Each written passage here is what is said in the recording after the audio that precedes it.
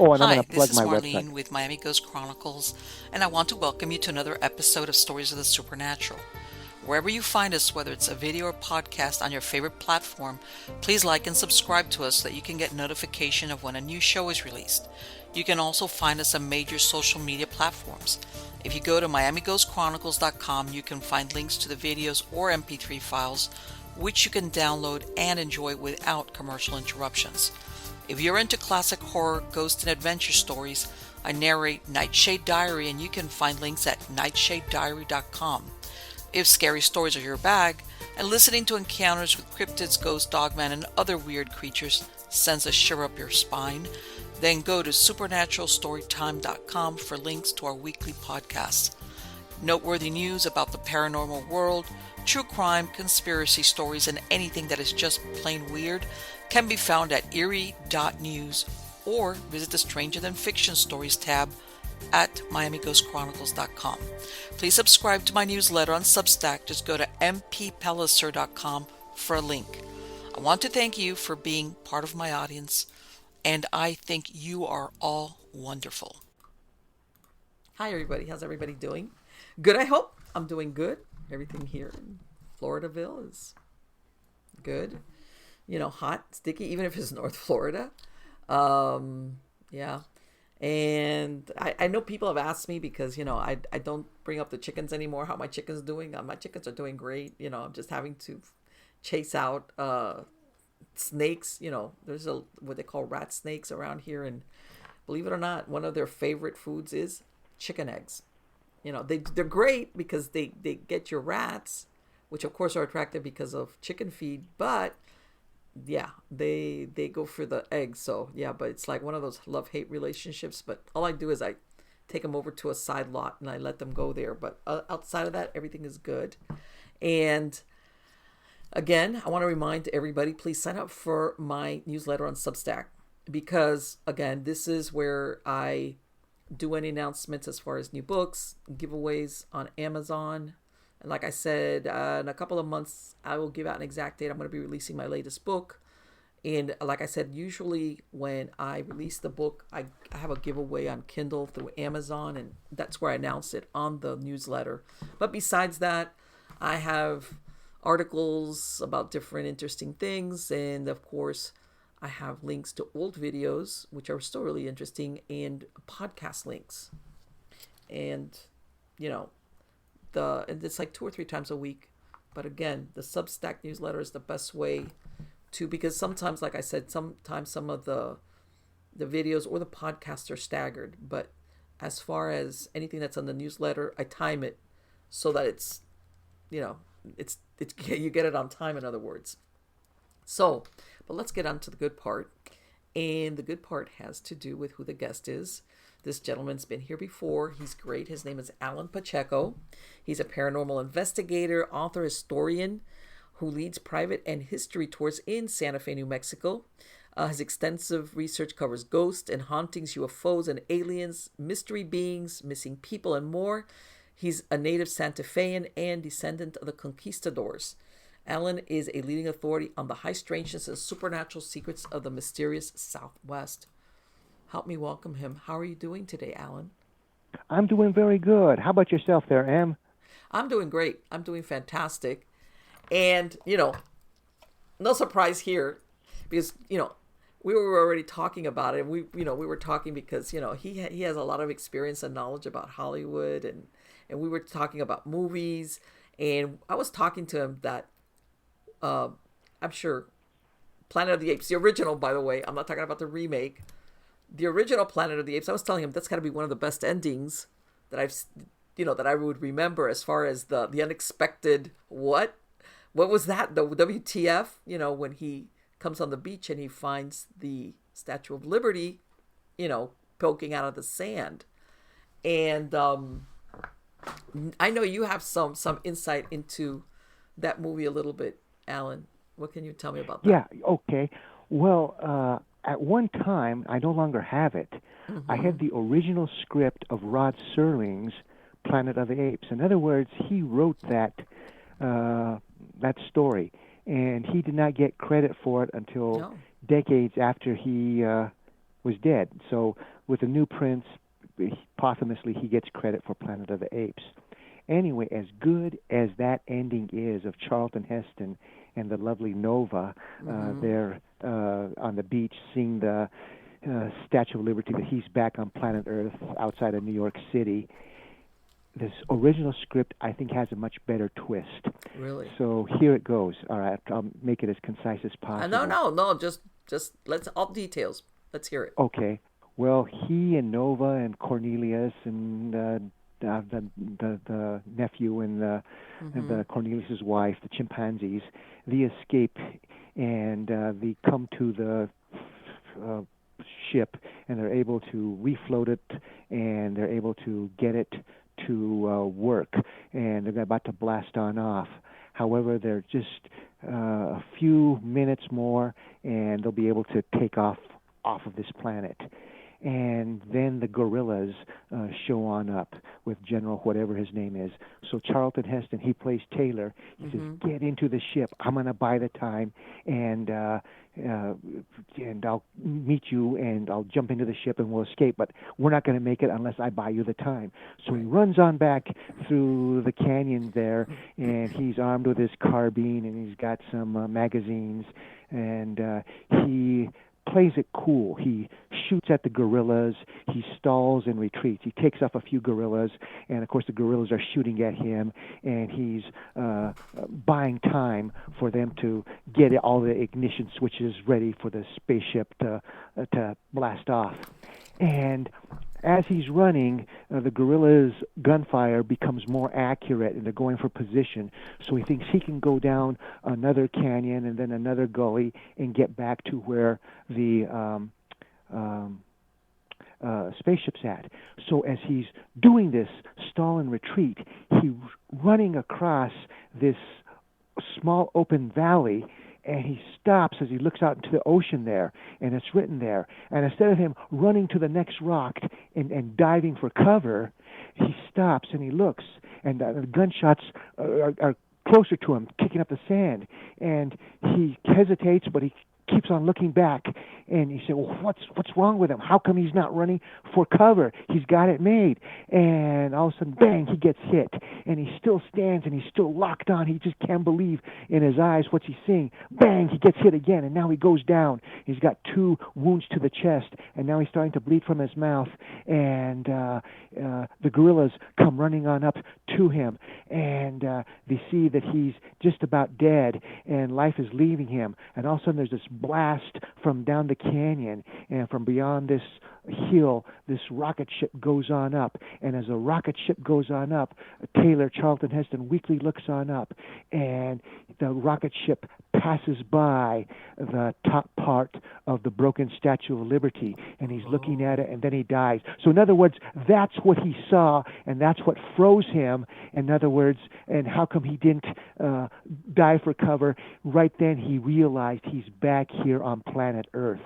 And I thought that was a heck of a better ending than, but of course with the bean counters, I thought, well, maybe we can have a sequel. And I was up. You took the words right out of my mouth. I said they can't kill that character. They were like, nah. Right. Yeah, and of course the sequel was just terrible. And Charlton Heston said, "Well, all right, just put me in for a few minutes."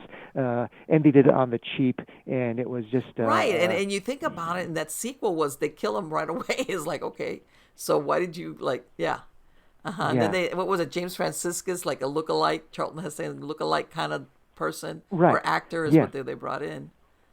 Yeah, and some of the set that to make destroyed New York City was some of the set that they had used for that bomb with Barbra Streisand, Hello Dolly. And so it's this way of Cornelius, the chimpanzees escaping, that would have been much better than the other part 3, part 4. Now, mind you, I'm a big sci-fi fan, so anyway, the thing that they had was they had a golden goose, and each sequel, there was 5 sequels, was worse quality-wise as far as money going to the screen, and even more atrocious scripts. And they got as much money as they could out of that, and they made some people some made them millionaires. The people that were behind that, and one of the things about me is to try to stop some street cred. I'm also a SAG-AFTRA actor, so I'm around these characters. So I get all these kinds of some of the old timers, and they're no longer with us. So I get all kinds of inside tidbits about old films of what happened on this set, on that set, etc.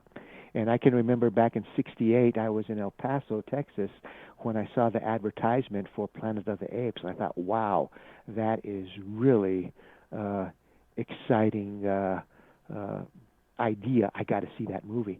And of course, the modern movie, forget it. But the old one, and that's one of the great things about the old one. It doesn't follow the script dictates of modern era. Of that idiotic Campbell. You got to have at page 15 this, page 15 that. I think it's at the 40-some minute mark. That's when you first come across the apes, and that blows everything out of proportion as far as how a movie's supposed to be made with the first 15 minutes, the first ellipsis. No, I mean, this Rod Serling, the way that he did it, you're building, and then let me ask you something. The first part of the movie, did it follow Serling's script, or was it just the ending? Okay. No. It pretty much. Well, there's okay. For example, like in the Ape City, there's going to be these like gymnastic rings. So in other words, the apes are using their arms to move around like in a zoo. The way the apes would go by fake trees and stuff. So there's differences in that way. But it's been such a long time since I've read the that script, the book. The original. I mean the script. Yeah. But And no, but it was that the idea, the concept was so out there, as far as the apes and the makeup and it was like, what? You see, there was a terrible book that came out in the early '60s. The word 1950. I think it was 1963, '62. Escape from the Monkey Planet by Pierre Boulez. It's a terrible book. It was done in France, and it was translated into English, and that's where they got the idea of Planet of the Apes. And it's Boersville. And Rod Serling got this idea, and he polished it, and he made it into the masterpiece that it is. And this guy, Pierre, I'm going to say Boulez, he also did another terrible novel that was overrated. It's got a good story, but he didn't know how to write a good story. Right. And that was Bridge over the River Kwai. Yes. And that's the one about the American sailor blowing up the bridge there in Thailand. Mm-hmm. Right. That came out like, what was it, 74, I want to say, or 75? And No. The Bridge over the River Kwai would be in 57. I think it was shot in 56. Okay. And that book was like in 54. You know what? I'm thinking of A Bridge Too Far, I think. I'm getting my movies mixed up.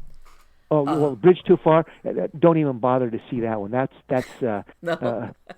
burn that film. I mean, that was a terrible thing. They got Cornelius's what was his name? Cornelius something.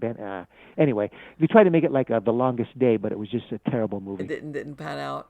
But yeah, I know what you mean as far as it's true what you said about Rod Serling. A lot of people never knew until recently, or that they felt that Rod Serling was the idea of the Planet of the Apes was his story, which is incredible. Right. Yeah, and there was a lot of other things that he did. And let me put a plug in here. Now I'm going to be doing a podcast series, and it's going to be through Substack, and it's going to be called Ghost, True Crime, Paranormal, the Al Pacheco Show. And with that, or let me give you another one, Santa Fe Ghost and History Tours.com. That's my website for tours. And I have an email there. And if anybody has knows how I can get hold of a 1969 documentary by Rod Serling, and gosh, now that I can talk to the USA, I forgot the title of it, and it has not been seen in since 1971 or something was the last time it was ever shown on TV. And if anybody has that content. Let me ask you, I want to interrupt you, because the other day I was saying that there was a certain episode of The Twilight Zone. There was one that they aired it once, and then they stopped airing it. Is that what you're talking about? No, no, this is a documentary, and it's going Oh, to go really? into the Devil's Racetrack about the rocks that move in the Mojave Desert Really? by themselves. And let's see here. Let me see if I can get onto IMDb here and pick up the name of that place. Let's see here. Uh, I'm gonna have to put under self here. Hang on one moment. But anyway, go ahead. You keep on talking to me as I'm No, doing this no. here. You know what? Um, let's see. Let me see if I can help you there. Okay, because I know well he did afterwards. You know that he did the night gallery, which was pretty Right. cool. You know, But I mean, it's a pale but this is imitation but this what you're of the talking Twilight here Zone. is it was a standalone documentary. Right. Yes. Okay. And I forget which fuel company. Maybe at the time it was Mobil that sponsored it. And let's see here. And when do you think Gosh. it was produced? Like in the late '60s? No, yeah, for sure. 1969. Hmm. And gosh, let me think here. Let's see if we got something here. And And yeah, because I know that. And you know what? okay, now I'm sorry. Go I'm ahead. gonna go ahead. No, I was always surprised that they had that when they did away with the Twilight Zone. You know, I when you look at it, you can't understand why they canceled it. But let me see. Hold on. Let's see. I got it. Now, it was shown in the USA in 1970, and it's called The Unexplained. Ah, okay. And and I've been trying to get a hold of that for 53 years, or well, I guess since 1971. And so if anybody has any information about that one, email Okay. me, and also Okay. with the And what's your just go to my website and you'll find it, and you'll see what it's all about, where my email is, okay? and go that way. Okay. Santa Fe Ghost and History Tours.com. And of course, I want to plug my podcast one more time, and Sure. it's going to have all kinds of stories of paranormal crime. It's called Ghost True Crime Paranormal, the Al Pacheco Show. Let me ask you, And when you have it, when you're gonna premiere it, are you going to put it? How are you gonna let people know if they go to your website? right, I have a bunch of coming soons, and Mm-hmm. now I'm going to start now the intro. It's going to be like a 6-minute intro telling about this podcast. That Okay. should be on up tonight, and you'll get how do you say, a base synopsis of what this show's going to be all about, and then I'm going to have some freebies, so you're going to be able to listen to some of the shows, be it Okay. Hell Cemetery, the Bruja Juana Chavez, and if you want to listen further, there's going to be a subscription page. Right. So you're gonna get people get a taste of it. Right, exactly. Okay. And this is going to Absolutely. be like the Mercury Theater of the 1930s in 2023. Yeah. Well, there you go. Let me tell you something. Because and I've mentioned it before in some of my other shows, Alan, that a lot of these paranormal reality shows, I'll go with that. After a while, they go to the same places. It's the same stories, the same Right, thing with just a different set of people running around in the place. And after a while, it's like, okay, but they've done that. They it's rehashed over and over as far as locations. So I love it when you're talking about places and stories that nobody's ever heard of. You're not gonna you're not gonna have seen this, or or I'm sure that maybe you have a lot of insight. Like I tell everybody, when you live in a certain place, when I knew about a lot of things in Miami that because I was born and grew up there, about places and things and stories that I knew the scoop because you grow up there, so you know what's really going on, or about places nobody had ever heard of that were like, had things going on there as far as, let's say, the paranormal angle. So I right. imagine with you, it's the same thing. Whereas, I know you're not going to hear this unless it's from me because I've been around, in other words.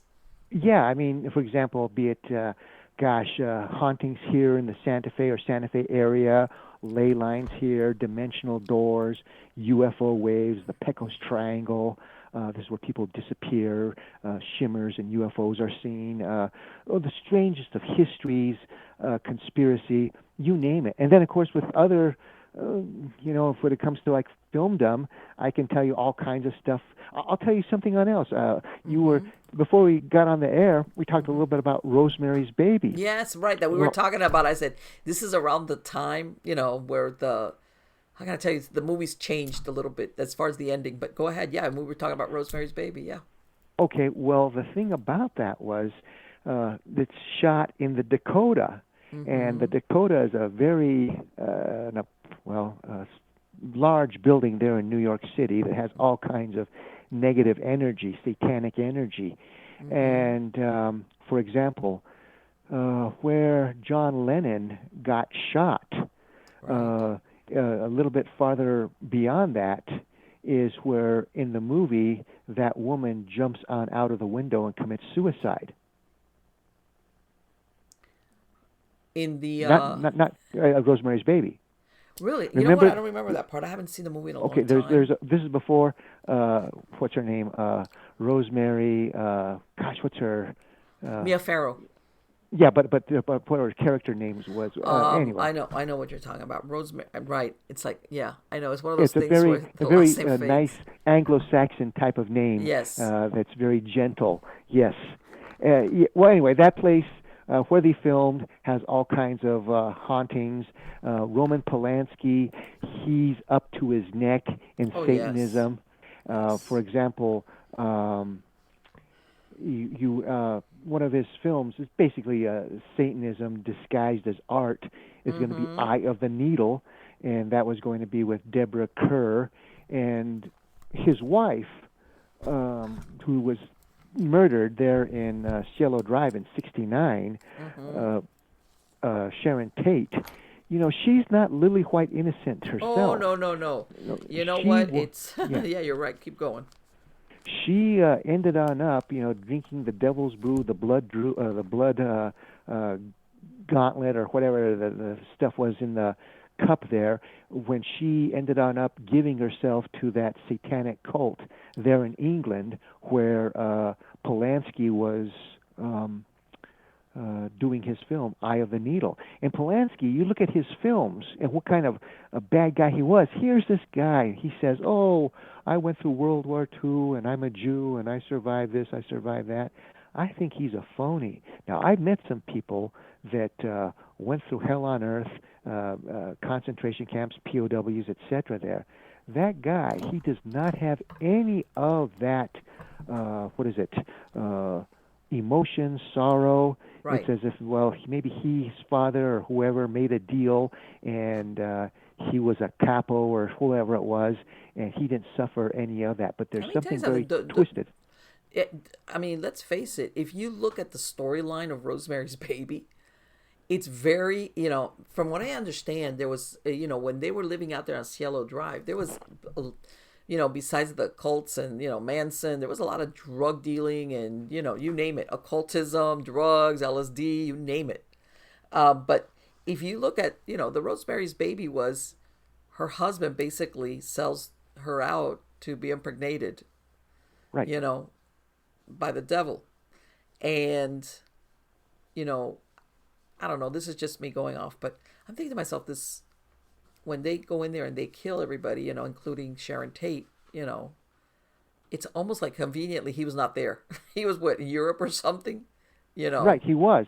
Yeah, and the thing about all of that, of what they were involved in, is bad drug deal going on. You see, Charlie Manson is the fall guy in this, and there's a lot of stuff that was not put into the mainstream media concerning this this murder here. Now I'll tell you, I used to know this guy who used to live. I know a lot of strange characters. I used to know this one guy. He's passed on, who used to live on the ridge line above the what was it, 1109 Cielo Drive or whatever. Right, Well, yes. okay, let me. Okay, I'm going to get sidetracked on this. Let me get back to Polanski here. So anyway, this guy is bad news all the way around. For example, he rapes a 13-year Yeah, old, that's the and one, yeah. he leaves for Switzerland, and then in the Hollywood higher ups, the honchos, applaud him for awards. Gosh, you. It's amazing the hypocrisy that one finds in there. And then he's done a lot of other dark films Yeah. too, all Hmm. with how do you say satanic type of Oh, themes. the Ninth So yeah, Gate was one of those last ones that he did like a few years what's ago. that? You remember the one, the Ninth Gate, the one with Johnny Oh Depp, yeah, that yeah, his yeah. current, well, I don't know if they're still married, but his wife at that time, was one of the central figures. Right. Yeah, Rosemary Woodhouse. That was Mia Yes, Farrow's. that's right. That's right. You're Yeah, right. It was a very yeah, waspish name. Yes.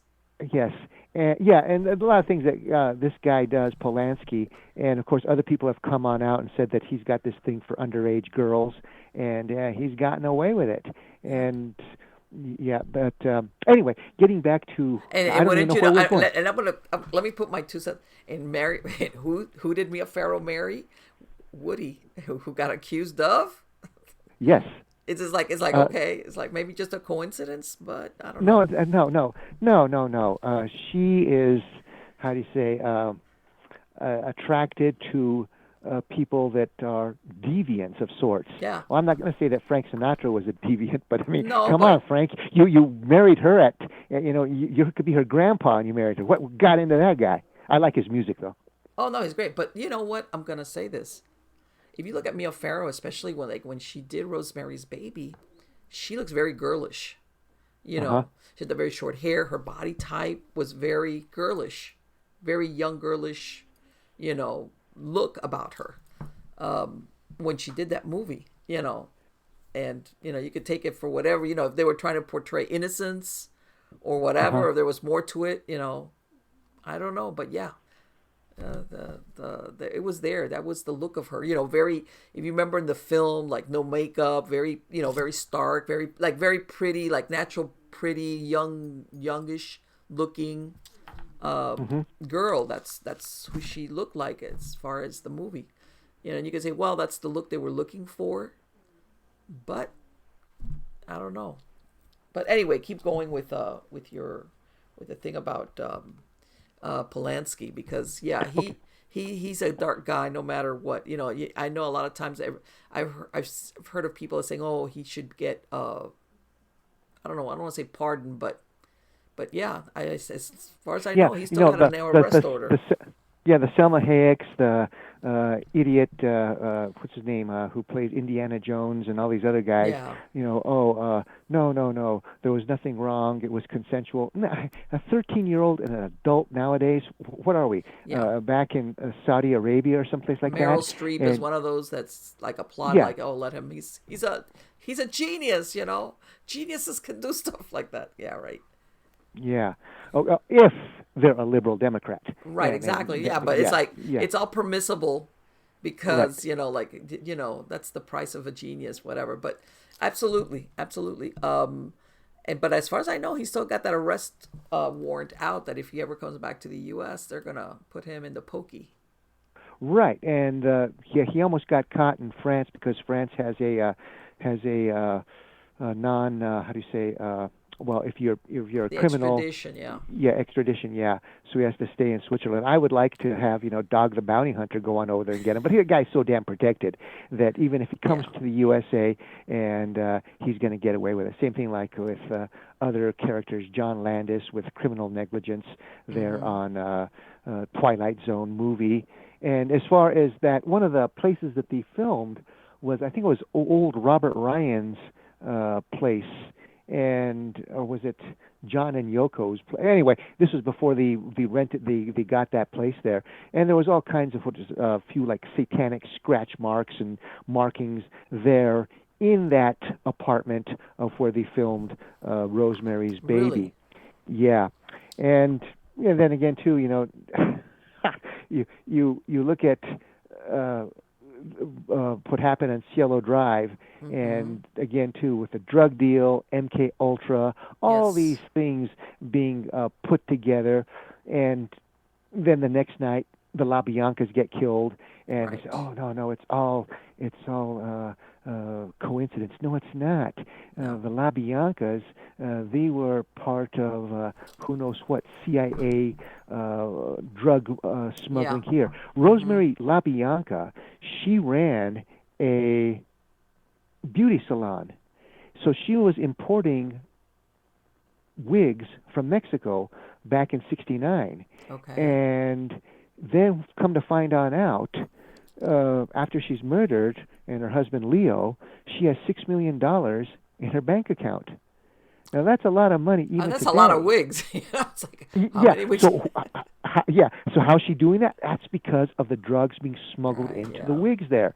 And then, of course, one of the guys that gets killed there inside the Cielo Drive house, he was, what's his name? Freitag, Mm-hmm. whatever, Yeah. Roland Polanski's best pal. Yeah. Well, he was the one that was bringing the drugs on in into the USA.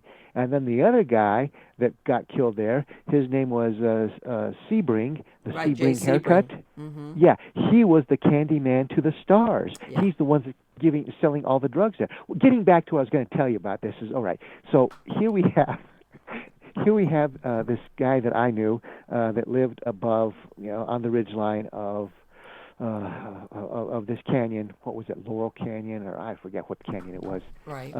where they got. So you're going to have these gunshots, and they're going to say, "Well, it's a 22." Well, it's nighttime. It's in the middle of the night, and nobody's going to report that. I mean, with the stillness of the night, you're going to hear some good pops, and that's one of the things. In movies, a gunshot, even if it's a 22, sounds like nothing. No, they're loud. Sure. Inside, you're ringing your ears, and if it's in a canyon, you're going to hear it even that much better. I mean, something's going on there, and nobody can hear the screams. Right. There's so many. And then the bodies were moved. In other words, after the killing, somebody went back and moved the bodies. Right. Here's the big blood stain. Well, how come this blood stain? How come there's no corpse here? The body's been moved on in here. Yeah, so it looks like they were under observation. And I'm going to tell you something else that I don't think I've ever said on radio or podcast.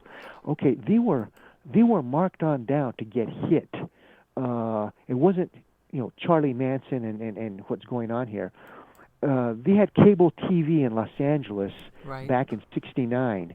So Sebring had a place that kind of looked like a castle there in Los Angeles, like a Bavarian type of castle type of place that he lived at. Okay.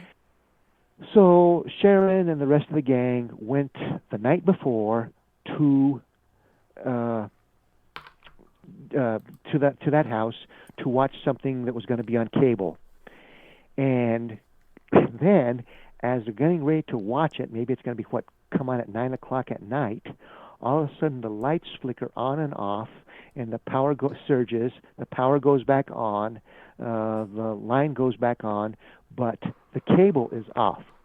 So this guy calls on up the cable company. He says, "Hey, we're going to watch this, and it's not on. You got to send somebody on over. I'm going to pay you extra. Come on over, get it going." And let's say that it was going to start at 9:30. You just live down the street, whatever. Well, anyway, the guy who's in charge, he's like a 21-year-old, 22-year-old who works in the cable company, going to college. He goes on over there and says, "Hey, man, you know what? Somebody tried to cut your cable, and they used an axe. So apparently they were trying to cut the cable of the telephone lines to isolate you, but they made a mistake and hit your yeah." So you see what I'm talking? So in other words, they were targeted before. Sure, so it wasn't all this, like happenstance that, Yeah, okay, Charlie says we got to go to this mansion and take people on out. No, there's a heck of a lot more that is covered on up with this, just like the RFK assassination, etc. Here. Yeah. Well, that in and of itself lately, has taken. I mean, those rumors, have always been around, but it's really taken off. Even though they've suppressed a lot of. How can I say it, documents and stuff, that a lot of people even now are wondering, all the people that were involved in that are dead.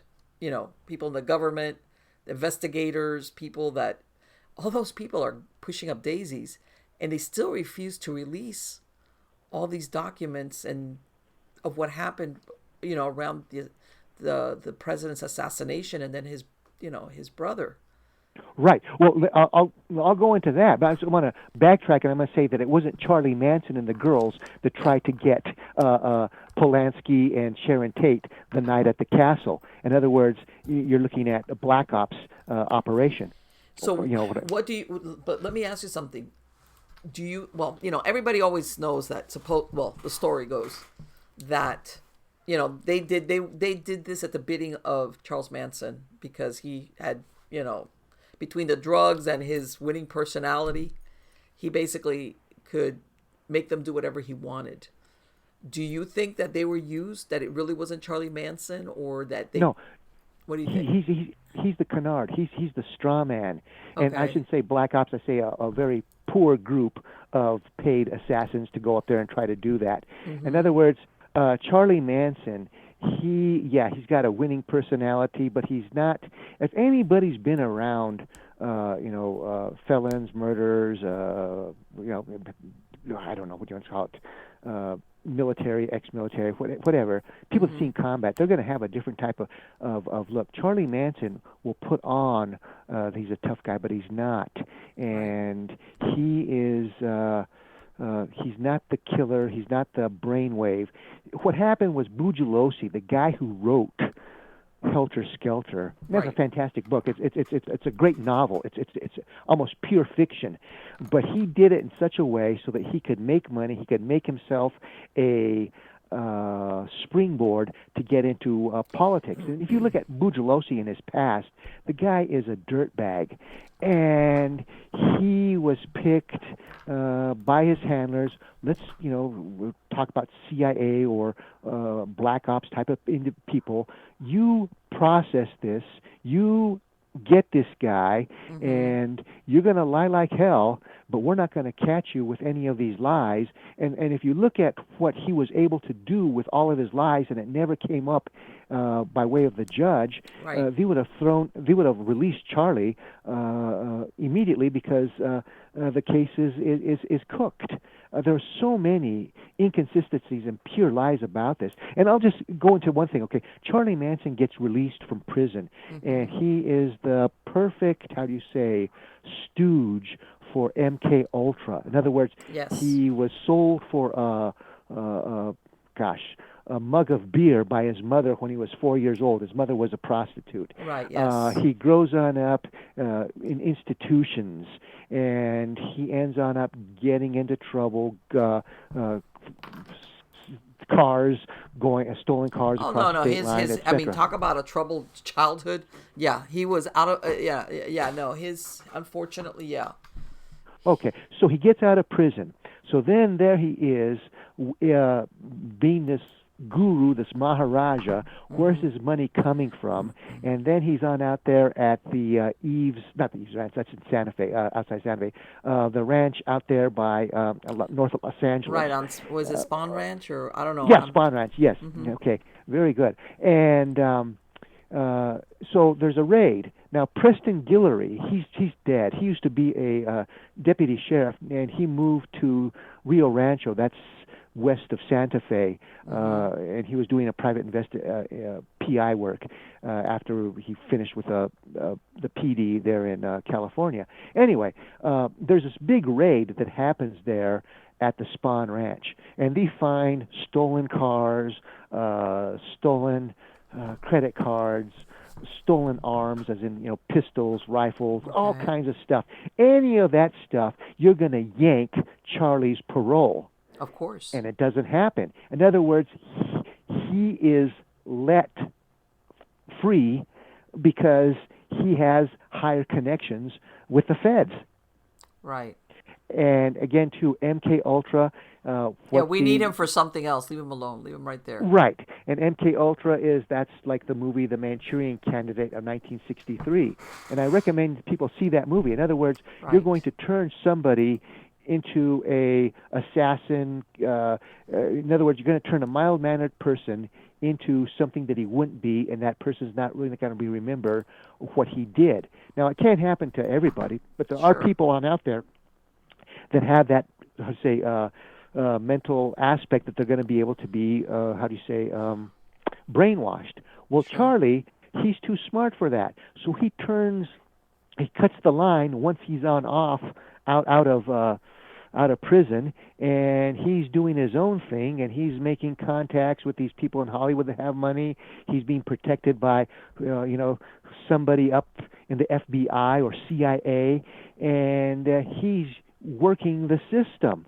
And Mm-hmm. then at the end, okay, we got to use him as, how do you say, the straw man, that everything to do with these young people in the late 60s is evil, and they're going to turn out to be like killers like Charlie Manson. In other words, we don't want any of these people bucking the system of saying, hey, we don't want the war in Vietnam, we don't want this, we don't want that. In other words, a new, how do you say, mindset was coming to being with people, and it was chopped down, and then that's how come we get all the sheeple from the 70s onward believing in Big Brother, and that's how come we get such corrupt Right, government, be it like Democrat and that's the or thing. Republican. And you're right, and you're absolutely right. And if you look at exactly like what you described, Charlie Manson, his background, it was easy to make people believe, hey, this guy and his cult. And by the way, you know that one of the late, I can't remember her name, one of the three girls or three women that went to prison, I want to say like a couple of weeks ago, she was coming up for parole, and Newsom said, do not release her. And I had to laugh. The reason why I'm laughing is like, you guys are letting everybody go on very serious, violent charges. And she's supposed to be like, I want to say she's 75 or she's older. You're Right. Newsom is saying that she's dangerous, but you guys are letting all these violent offenders, basically that no bail system. It was like, that's really weird. I'm not, it was like, Newsom doesn't want her to let her go. Yeah, well, Gavin Newsom is doing what his handlers tell him to do. He is, he's being positioned. He's the Dash Riprock of the Democratic Party, Mr. Profile. And he's got no substance to him. He'll do whatever his Illuminati handlers will tell him to do. And getting back to that woman, I don't know Right. if it was Kasabian or whatever, but I'm going to tell you a little bit about this, the what they said concerning what happened there in Cielo Drive. These women were so blasted out of their mind Right. that they would confess that, yeah, I was on the moon that night, and it was made out of green cheese. For example, the real attractive one, and there's a story, and people will deny it, but she's one of the ones that hid out here in New Mexico at one of the communes after August of what was it, August 9th, was it? And August 10th, 1969, after the murders there. Right. Anyway, she was the one that was, how do you say, involved with Anton LaVey and doing that show for the Temple of Set, etc., in San Francisco in the mid-67, etc. Well, anyway, so she confesses, yeah, I'm the one that stabbed Sharon Tate, and this is this was the blade that I use, and on, and this is what I did. Well, in the investigation, they found the blade that this woman said that she had stabbed Sharon Tate with, Right. and it was underneath the cushion, underneath the sofa, where she said it was, but there was no blood on it. It hadn't been used. In other words, like somebody says, you did this, and they're so far gone. Yeah, I did it, and this is where you. Their testimonies don't make sense with the crime scene, and Right. there's so many other things there that evidence of somebody on else there. It's Right. nobody can. When you look at it, and of course, hindsight's 2020. As far as like when you look at, you look at. None of these people I'm going to say were angels, because I think there was a lot of drug dealing going on. Right. But if you could tell, Charlie Manson wanted the Beach Boys. He wanted to get into the music business. His is where he was going. This is what he wanted to do. And you know that Right. they say that story about that he got kind of mad. That supposedly this might have been one of his motives, because basically they flicked him off like, nah, you're not gonna get in with us. You're not gonna do that music career you're thinking of. It's not gonna happen. And they've used that as a reason why he came and he did that. But I agree with you. They're giving him a lot of like, that mastermind. I'm gonna get these people to do this, and it's like, yeah, this guy had a very poor education, Yeah. and he was, unfortunately, his background was very dysfunctional, and I'm not gonna say he was a stupid man, but at the same time, he had a lot of barriers, and I think he was trying to do his own thing. And again, the commune. This was what was happening all over the country. That was, remember the communal thing, that commune stuff, which was going on in the '60s. This was all over the place, especially around what I imagine L.A. and San Francisco, Right. and Well, yeah, Santa Fe was linked to that, what's going on there in Los Angeles and San Francisco with the communes. For example, mm-hmm. Old Santa Fe Trail, not what was called College Street, there was communes up and down, same thing on Canyon Road, etc. But I want to, getting back to Charlie Manson, yeah, he's brilliant in some areas. Then in other areas, he said, ¿qué pasó? No sé. And that's the way that guy was. Is when, what did you just do, and how did you drag me on into this? Right. Now, Charlie, as how do you say, as being, well, go ahead. I just lost my line of thought on I was gonna. It was kind of important. I thought about, yeah, okay, Terry Melcher. Now Right. he's the one that you said that Charlie said, "Oh, we're going to go up there. We got to get revenge, and we got to take out Terry Melcher." Right. Exactly. Okay. Now Terry Melcher, he was the son of Doris Day. Yes. And he was as corrupt as the day is long. And he says, "Oh no, I only met this guy one time, and he got mad at me, and he was not, and because I won't produce his records." No. All of this other information that Bugliosi lied about, that's hard to get.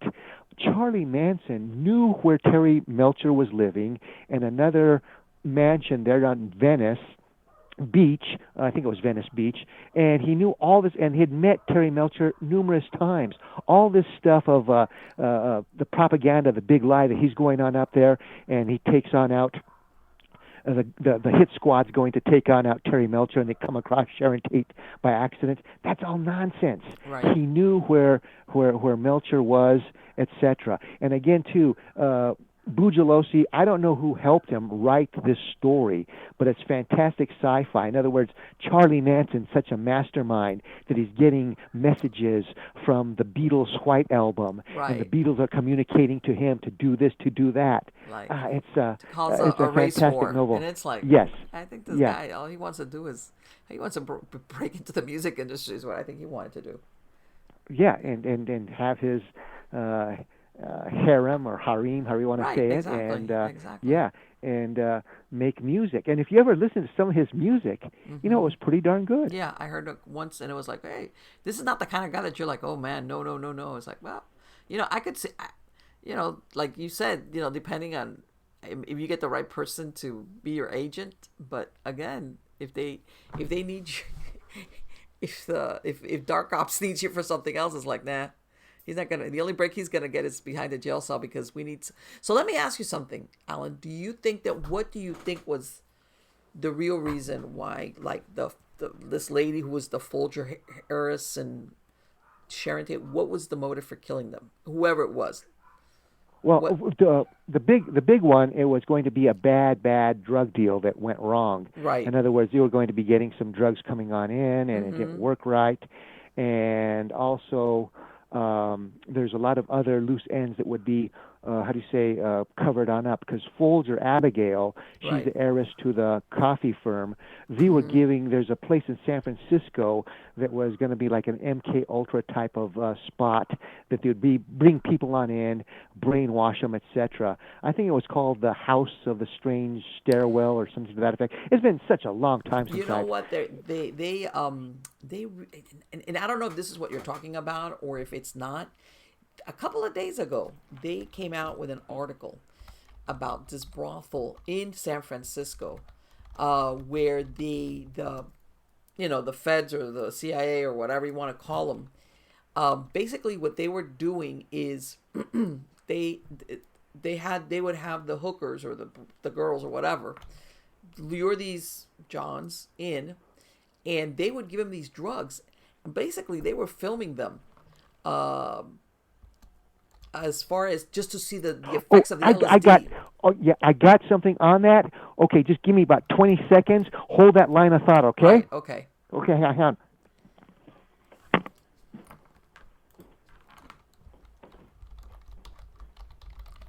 All right. This is really getting interesting. There it is. Now I found it. when he comes back, in case he doesn't. But this is when you read this. By the way, I'm going to ask him. It's called Operation Midnight Climax. Yeah, that's the kind of when you see, and I have a running joke with my husband about, when you see the title of a movie, it's like, I wonder what that's about, because the title gives it away. You know where this is going, because it's like, I wonder what that's about. Can you imagine? There's, these guys are sitting Go ahead. there. I was trying to find. Well, anyway, I couldn't find what I wanted, but go ahead. You're right about and about how do you say blackmail? But go ahead, and I got something that I'm going to add to it. I was saying it's called Operation Midnight Climax. Right. So I'm telling the audience where it's like, they're luring these people, these men, into these brothels, and they're giving them LSD and these things just to, they're experimenting basically. And I was thinking, can you imagine this meeting of all these CIA, whoever it was, is like, well, what do we call this operation? We'll call it Midnight Climax. It's like, all right, somebody must have had a hoot about that. But right. Again, if anybody would have written ever a story, like you said, this would have been a great fiction story.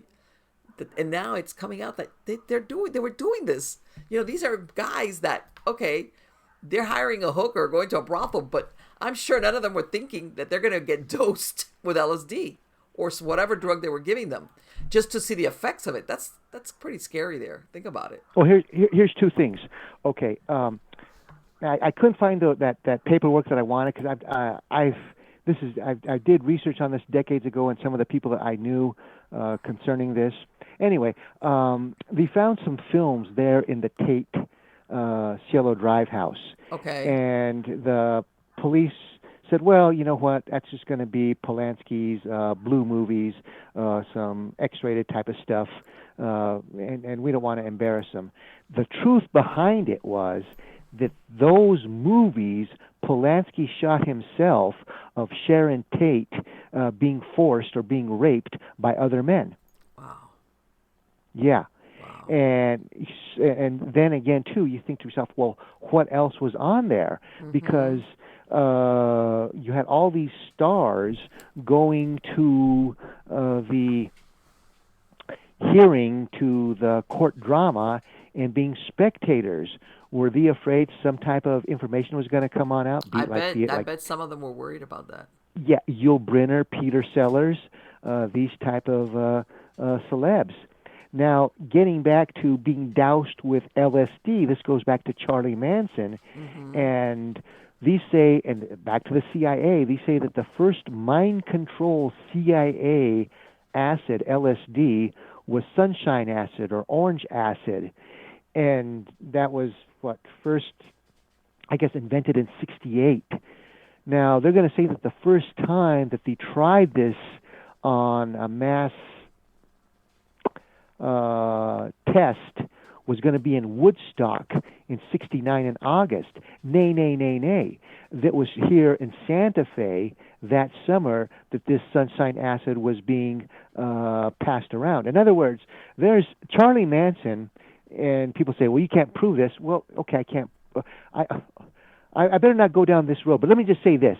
Charlie Manson was here in town, and there's a time in Santa Fe, and there was a time of where he did not report to his handler, his probation officer, for X amount of time. And during that time, him and the bus and the girls and some of the guys came into town, and it coincides with him not reporting to his parole officer there in Los Angeles. See, Santa Fe, you had a lot of very wealthy trust funders and hippie generation here as well as you had in Los Angeles. Now, it's not going to be wild like what it was there in Los Angeles, but you got a lot of strange things happening here. In other words, Santa Fe in many ways is a CIA petri dish. As I say this, right. Okay, I'm not suicidal, and if something happens to me... Right, yeah, just exactly. Okay, put it on the record. Yeah. But I'm going to try to take as many of them down with me as But possible. you know Okay, what? And yeah, this so is the thing that people don't when you're on parole or probation, you're not even allowed to leave the state. right, yeah. Okay. So he's getting this, and of course, then you had this Jesus-looking fellow there going up Route 66 and going past Ashland, Kentucky, and that's where Colonel, what's his, I forgot his last name, ends on up getting killed, and he is murdered, and he is the knives go through his body and straight and nail him to the floor. In other words, there is this guy Charlie Manson was being set on up as I say, the straw man, but he's also up to his neck with cloak and dagger as far as drug deals, messengers, all Right. kinds of things. In other Yeah, words, that he was. It wasn't difficult to convince the jury and the public at large that him and his followers were responsible. Like these weren't like pure during snow kind of citizens. In other words, it's like you're right. perfect. If we say that these people could do this horrible murder, people will say, "Yeah, yeah, I believe it," because they had that background and that turbulence all around their, whatever. It wasn't. It Yeah, wasn't. even today. Yeah, even today, you look at with the FBI and the corruption there. Yeah. The Russians are doing this for the Trump, Yeah. Oh Russian no, gate, no, and no, no, no. they're Let me tell you something. yeah, That now it's. I hate to say it, but not a lot of what's happening recently, especially with all these government agencies. Whereas before, you would have said like what you just said. People said no, no, and now people are like, I believe it. I believe it. I hate to say it, but I believe it. The well, the, yeah, the that's what I'm saying. It's the FBI, the corruption, and as faulty as that, and now it's been proven that there was no, how to say, collusion between Putin and Trump and that kind of stuff. And it's the same thing as, exactly. yeah, what you're saying with the corruption there, and saying, okay, we got to tie Charlie Manson to this Right. murder It's here. like And, this is not a recent thing where they make things look a certain way, and that's not really what it is. Like, right. And for example, and Cielo, gosh, there's the La Bianca murders. I know this girl, and she lived down the street from down the L from where the La Bianca house was. The La Biancas got murdered the next night there, right. and Bugelosi will have you believe that these women and one man. Got there, got dropped on off. They're all grungy, and they are in essence, a very ritzy, WASP Jewish neighborhood. Doctors, attorneys, this kind of thing here. And they go into this house. They kill these two people, Right. and then somehow, some way, they're able to walk through this neighborhood. And then they go through some fences to get onto the 5, and they they hitchhike back to Spawn Ranch. If you had hippies there in that area looking that grungy and I mean, you would have called the police on them right away. I mean, it's just the story is just insane. It doesn't make any Right. sense. Right. And you know what? And that's and this is the thing also. And let's go back to that time. People that lived in that area or would understand exactly what you just described. But if I live in Florida, let's say, for example, or anywhere else in the United States, they don't since they don't live there, they don't understand the concept exactly of what you just said as the neighborhood, as in, hey, any stranger, especially these hippie types walking around, they would have had a cop car come up to them and say, "What are you guys doing here?" Like right away, because Yeah, somebody would have heard their dog bark or something. Look out the window, go, "Hey, what is that?" And yeah, but unless you were living in that area, you wouldn't understand exactly what you described. How that's hey, people walking around a neighborhood, especially if they're trying to act kind of like going through yards. Yeah, cops would have responded. Somebody would have called the cops right away yeah. and told them to And go up then there. yeah, and then you say nobody on the 5 says, "Hey, I saw this group of Yeah, really ugly people, just tramps hitchhiking," and then nobody reports. Okay, I'm the one that gave these people the ride there. Yeah, sure. there's okay, and then when you kill, combat, etc. These people are how do you say? We say, oh, they washed on up. Well, okay, did you take new clothes with you for the Tate LaBianca murder? I mean, there's so many things that don't make sense on that. In other words, the human body, the bloodstream, the heart pumping, is like a Saturn rocket inside of you. And if you hit a vein or if you hit the jugular, you're going to have blood squirting on up to the ceiling there. And yet, in that scene there of the LaBiancas, you say, well, yeah, there's puddles here, and they were stabbed to death, and they got major organs, they got veins here. Well, how come there's not any blood on the ceiling? How come there's not any blood on the wall? In other words, you were killed and then further mutilated to make it. In other words, after the heart had stopped pumping, so there was no splatter. Like and so in other words, to sell this story about these killers on out there. And here's something else. And again, I've never ever said this on a radio, but the stab wounds. Okay, you can say you can dismiss this, but supposedly in the wounds of these of the, in essence, the Tate bunch the night before, the stab wounds went down 6 inches. Now they're going to say that with pocket knives, with bread knives, and all this other kind of stuff, they're able to do all of this type of carnage on these people. But a commando knife, the old style, call it a trench knife, what are you going to have? You're going to have a 6-inch blade with the guard, and you're going to be able to have the handle with 2 grips, so you're going to be able to, if the bloodlines don't,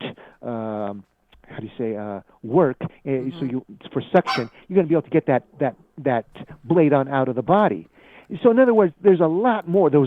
In other words, it was I'll say it, like a professional hit that happened there at the Tate house. It wasn't, these people that can't tie their shoelaces, that are coming off a bad acid trip, seeing pink elephants, sneaking on into the house there. Well, and you know what? And this is the thing. Again, like you said, they're young, but like you said, these people are doing drugs on and off, heavy drugs. This is not just smoking pot. All right, but they go in there and they overpower these adults. Okay, and I don't know. There's something there as far as, and how many of the women, there were actually women. It's not like you'd say, hey, you know what? It was a group of 5 men that broke in there and they overpowered everybody.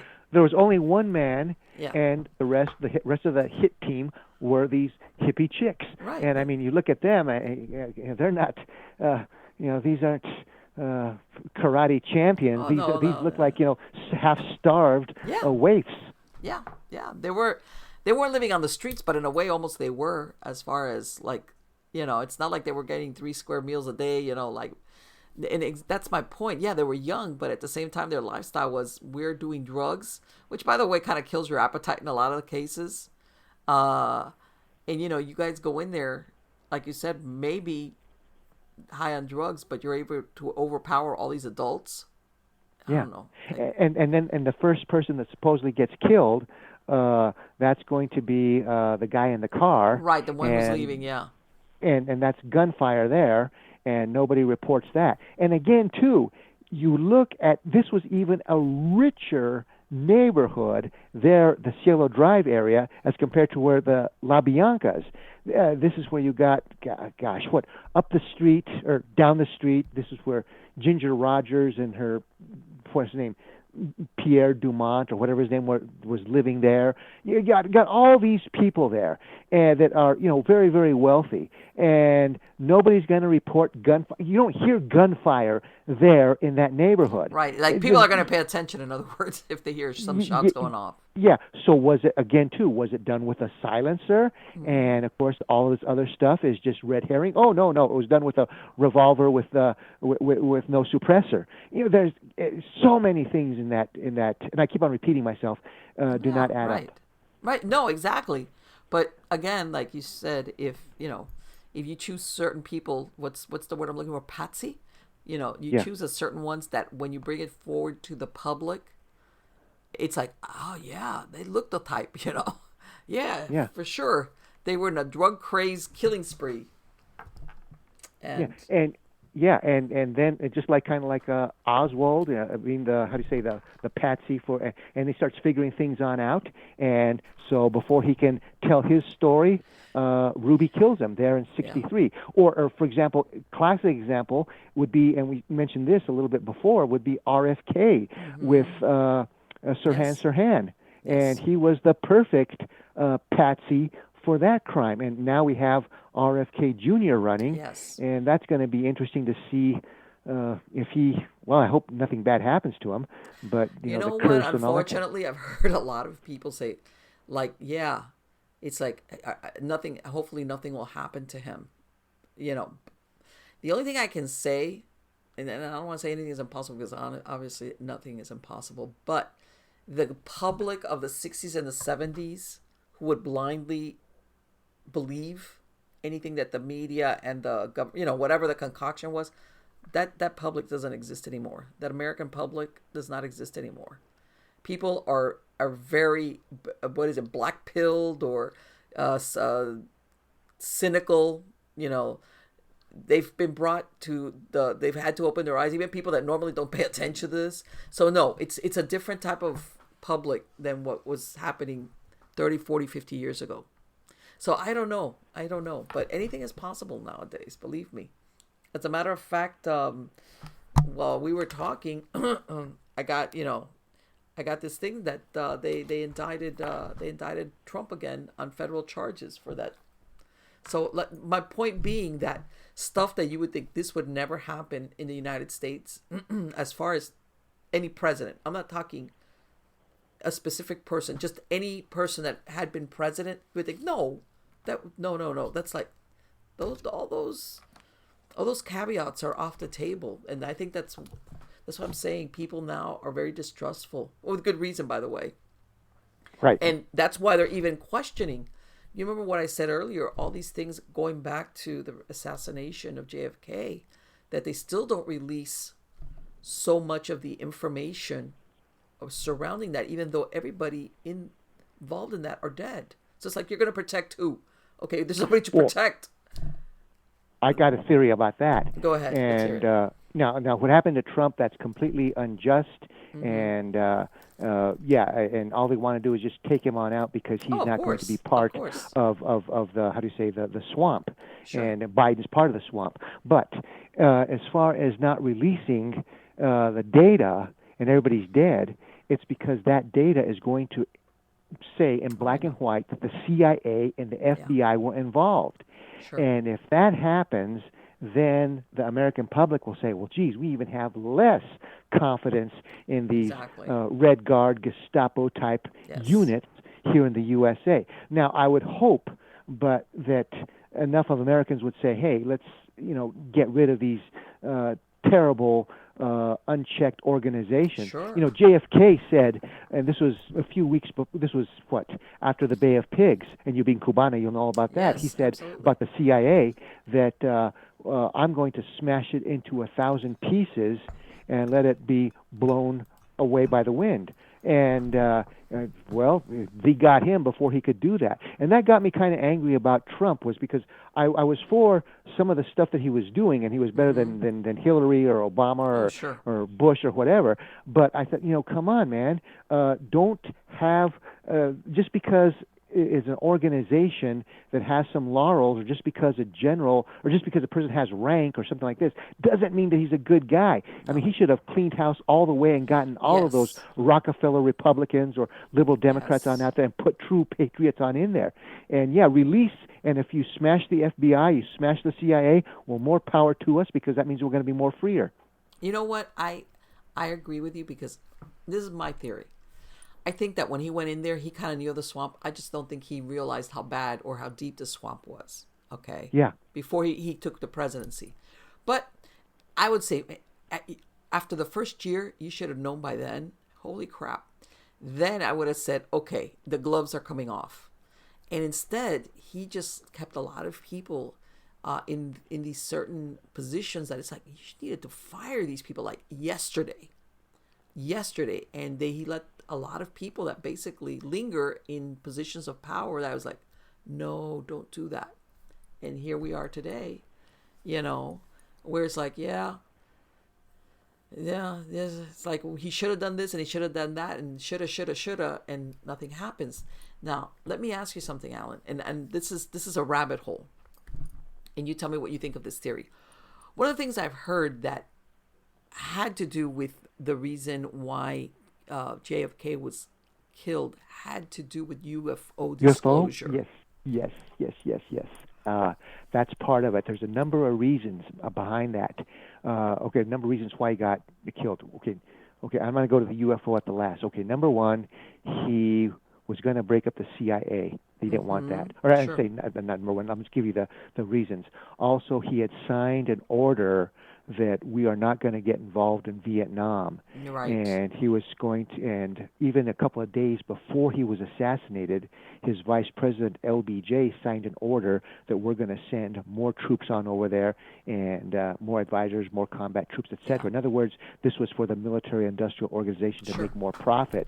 So he wrote that order 2 days before JFK was going to be assassinated. He knew it, and this was the Right. deal that he made. Also, there's something else about UFOs. He went to, what was it, Nellis Air Force Base, Area 51, and he could not get a straight answer. Hey, I'm the President of the United States. Right. I want to know what's going on here. Now, there had been, Truman, of course, knew, and Eisenhower knew, and I'm sure, I'm not sure, but Richard Nixon, Dick Nixon probably knew because he was the VP. But when JFK went on over there, and he's hearing all this rumors about 1947, Roswell, New Mexico, the craft there, all this other strange stuff of lights in the sky, abductions. He wants to know, and he can't get the answer. And then he ends on up becoming a little bit more inquisitive and thinking about, well, who's controlling all of this? Right. The invisible hand, the Illuminati. They didn't call it the Illuminati back then. Mm-hmm. And he's thinking, well, you know what? We are being ruled by a secret society. And he gave that speech, I'm going to say, in the Harvard, or Harvard, as you would say, square, like 3 weeks before he died, that secrecy, when it comes to America, is repugnant, and we cannot let secret societies rule this country. So he was going that way. And in other Right. words, he had started to become his own man. He was out of the shadow of his father, Joe Sr., who had had that heart attack. And so he was making his own moves, and he saw what happened with the Bay of Pigs, trusting the CIA, and yeah, so they took him on out. And then RFK, his brother, he ends on up. Looks like he's gonna be the next Abraham Lincoln, and he ends on up getting killed. And then one guy that I did not like, and that was John, and that's Kennedy's son. Right. And he was very arrogant, kind of obnoxious. Hey, I'm I'm Rico Suave, yeah, yeah. I mean, I could tell you some stories about. I Well, better you know not. what? Oh, let's get back to this one. Well, no, you know what? Okay. I remember that when the plane went down with Well, him. that's what I'm going to get to. That's the important thing. I was going to tell you the ones about Bassett and the rest of them. Uh-huh. We used to, behind our back, Bassett Hound. Anyway, the thing about that was, I'll just tell you this. Well, no. Okay, let me get back. Let me get to the. I'll get myself in so much trouble. Go ahead. Go for it. Let me get to John in the plane there. So he gives all these hints that he's going to come forward and he's going to tell the truth about who killed his father, and with the links that who killed his uncle, RFK. And he's got the media to do it because he owns George, that magazine. Right. And he's saying, well, giving hints. Well, I'm going to run for Senate, and Hillary is going to be running for that same seat that John was. In other words, the king's son is coming back to reclaim the family throne, and he's Right. going to straighten out Dodge City. And John, he was, as I said, because he had such good security under Aristotle Onassis, he became a slack wire type of character, and he thought that he was bulletproof and that they couldn't get him, and he was going to set the world afire with who has killed his father. He hinted about George Bush, Bush the First, doing and he was and involved Bush in the the First was CIA. involved in it. Yeah, and then he has that mysterious crash outside of Martha's Vineyard, and he goes down, and there goes that. And the other Kennedys, they've been corrupted. Wine, women, and song. As long as they get some power, they're not going to go into it. But then RFK Jr., I don't know what happened to him. He's got two wrecked marriages. He's on his third marriage, and I guess some way, somehow, he became mature, and he said, "I've been disgracing my father." And this is what I'm supposing. I say, you know what? I've got wisdom now. I've only got so much time left in this world. I'm going to be a credit to my father. I've found Catholicism again. I'm going to go on out there and become a crusader and tell the truth. Now, if he gets in there, and I hate to say this, but I mean, I would not be a bit surprised if he and Trump do not get assassinated. I know that. I know it's like, yes.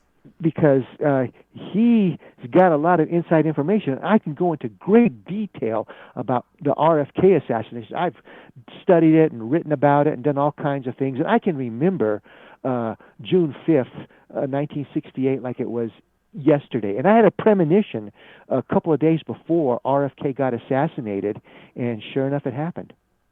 And you know what? This is,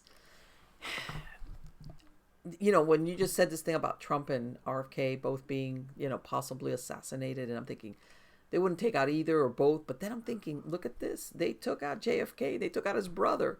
And you would think most people would say, whoa, that's over the top. And they still got away with it. Okay, and I'm thinking the only way that they would have gotten rid of JFK is if they knew that the person that was the vice president was going to be with the program. So remember, the country's being taken over by whoever the VP was. Right. And they would not have gotten rid of JFK if they didn't know that the guy waiting to come forward and now be president wasn't going to be with the program. Otherwise, it'd be like, why kill him if we're going to get, forget it.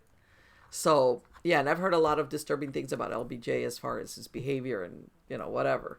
Not the best guy, but yeah, I've seen him talk. I've seen RFK talk and, of course Trump, because he's, and I'm thinking to myself, oh my God, you fear for them. Even, how's this? Even if you don't agree 100% with their policies, one way or the other, I still look at them and I'm like, man, I'm worried about something happening to one of these men. Right, because they're not cookie cutter politicians. And the thing about JFK and RFK back then, same thing with Trump and RFK Jr., is they come from tremendous wealth. Yes. So in other words, they're not beholden to the power brokers, the corrupt Illuminati power brokers inside the Democrat Party or the rhinos, Republicans in names only, in the Republican Party. So that's how come they are mavericks, and that's how come people that are, aligned with the invisible hand society do not want these people to get on in. But you see, the thing that I'm concerned about is that right now we got a media that is, the best media in the world that can be bought, and they've been bought. And we got same thing with the rhinos and the liberal Democrats. Let me tell you something. But the media, forget it. For nobody. Yeah. Can't think of anybody that believes the media anymore. Yeah, and here we have all this money going to Ukraine, and here we have the borders wide open. We have drugs coming on in. Yes, fentanyl, my God. Illegals. We are now dependent upon foreign oil. The country's falling to pieces. The only way that this country can fall is if from the inside out, and that's what Biden and Kamala and the rest of the gang are doing to this country. And you say to yourself, because the school systems are so bad and the universities, don't you people or don't you politicians, well, you don't even give a damn, but you could say, well, hey, look at the instant replay of what happened in Afghanistan in backing Kaharzi. Or go back to South Vietnam and backing the corrupt President Chu. I mean, in other words, you are backing gangsters, Jesse James is going to be 100 times better if you could reincarnate him and put him in power Sure. of Ukraine than Zelensky. Zelensky, his Let me government tell you something. was Have put you into seen? power by the CIA. There was an elected government before that, and the CIA toppled it like 6, 7 years ago, so they Yeah. could put that in there to try to get to try to get Putin involved in a war with NATO. Sure. Yeah. And you know what? I'm gonna put on a little thing here about the fentanyl, and I'm not gonna say the circumstances, but about 3 weeks ago, I was in a Zoom meeting where they had certain judges. We were discussing certain things, and I'm talking about Florida, but I'm sure this is duplicated. And one of the judges is making an observation that fentanyl has obliterated the meth. There's no more problems here with meth tweakers because fentanyl has steamrolled meth. That tells you how bad it is. Right. Okay, you know how before you would hear about these meths and the meth labs, Breaking Bad, that kind of stuff. This was like, like the whole series, which of course was, art imitating life kind of deal. Mm-hmm. Well, fentanyl has become so cheap and pours so much, like you said, through the from the southern border all over the place, that there is no more meth problem because the drug of choice now is fentanyl. All right, and that says to me that says a lot, by the way. That says quite a lot. Yeah. When you Yeah. realize if anybody ever wants to understand the scope of how big the fentanyl crisis is for one drug to come and just erase the trade or the popularity of another drug. Right. And Yeah.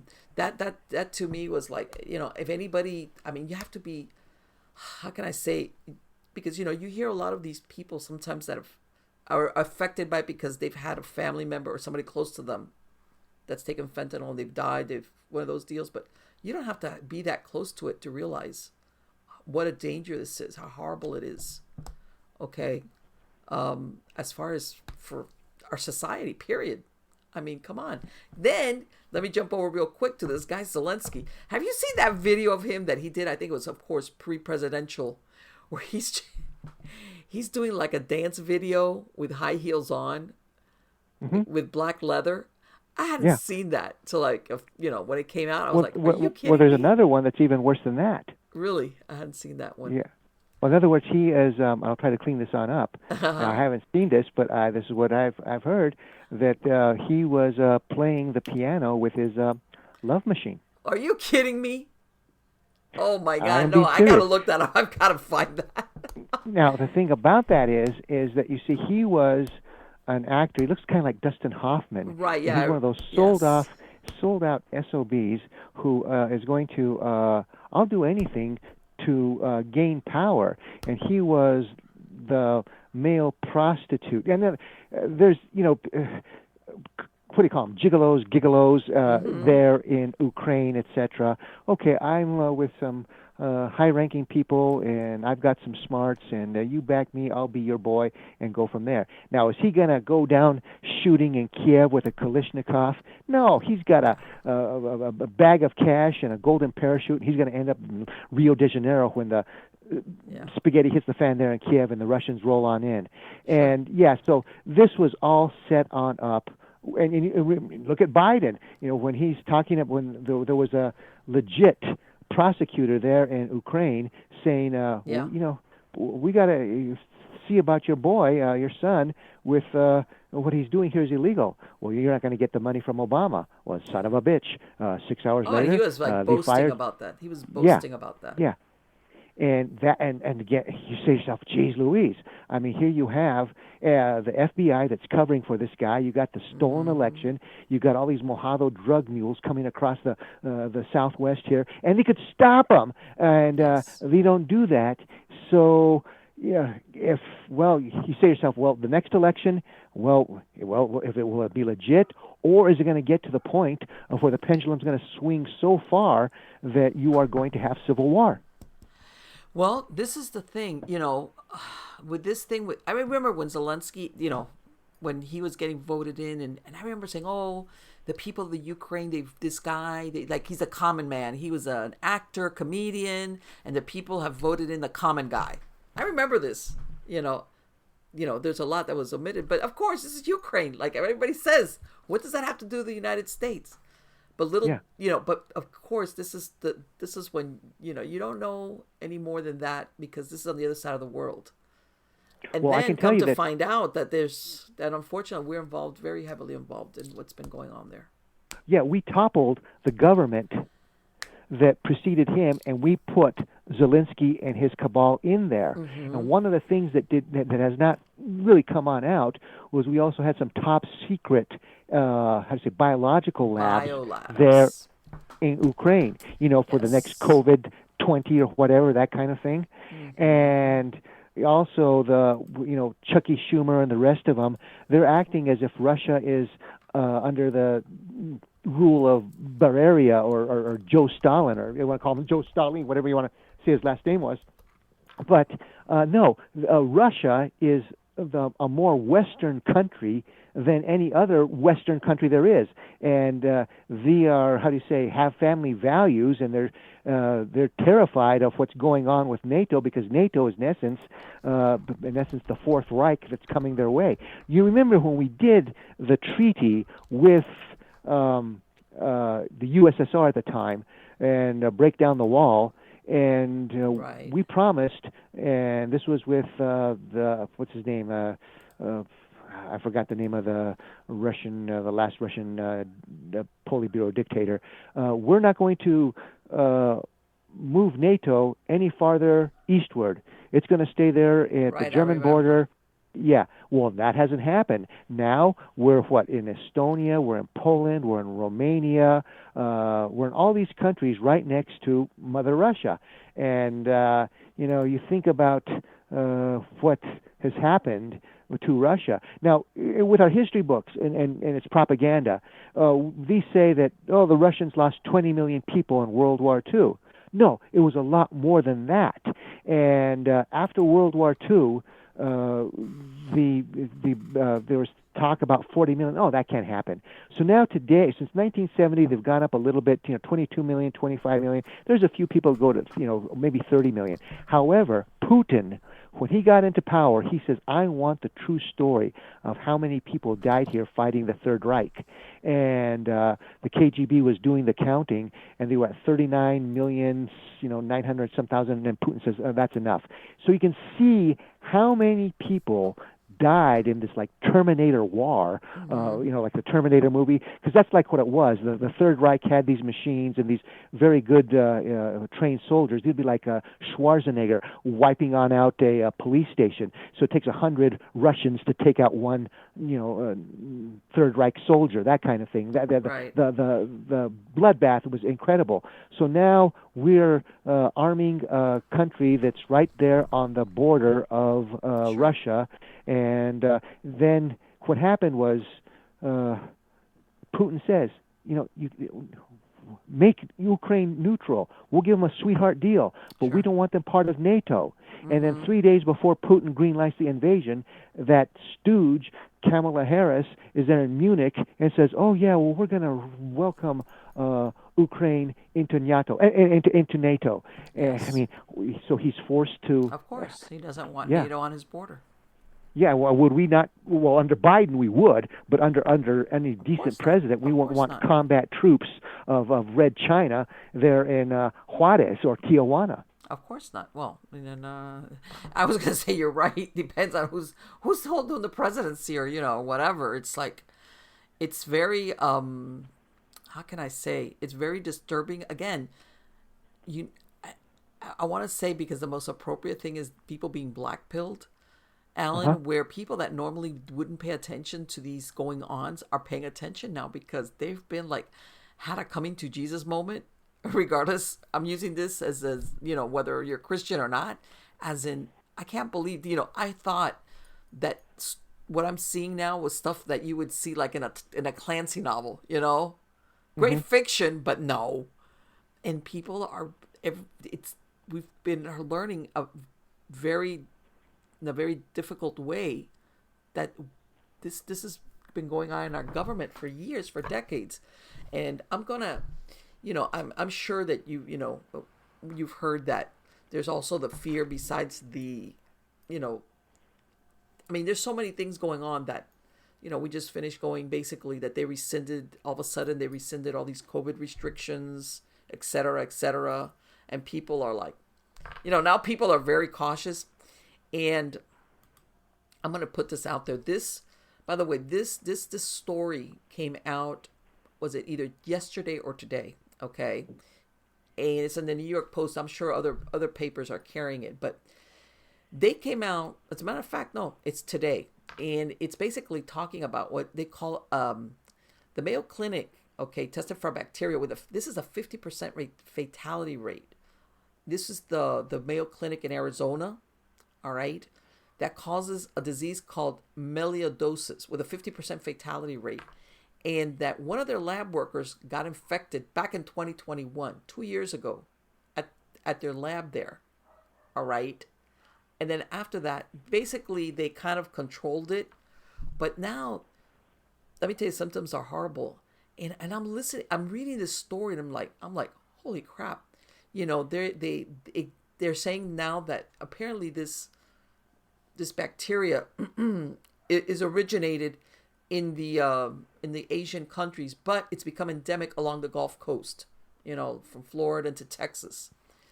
And they've had a couple of deaths from it, but I'm looking at this, and they're saying it's rarely seen in the United States, but it's known. They call it. It's one of those diseases that they call it a mimicker because it looks like a lot of different things, like as far as the symptoms, and they say that in other words, when somebody goes in there with the symptoms, it's either underreported or underdiagnosed. Like the doctors don't realize what they're dealing with. And so that to save somebody, like early identification and treatment is how people get saved. And even then, people that survive it have horrible, sometimes they're alive, but they have a lot of very, very serious health problems. And I was looking at this and I'm like, you know what? A while back, I would not have given this story. I would have read it and I would have said, oh, okay, that's interesting.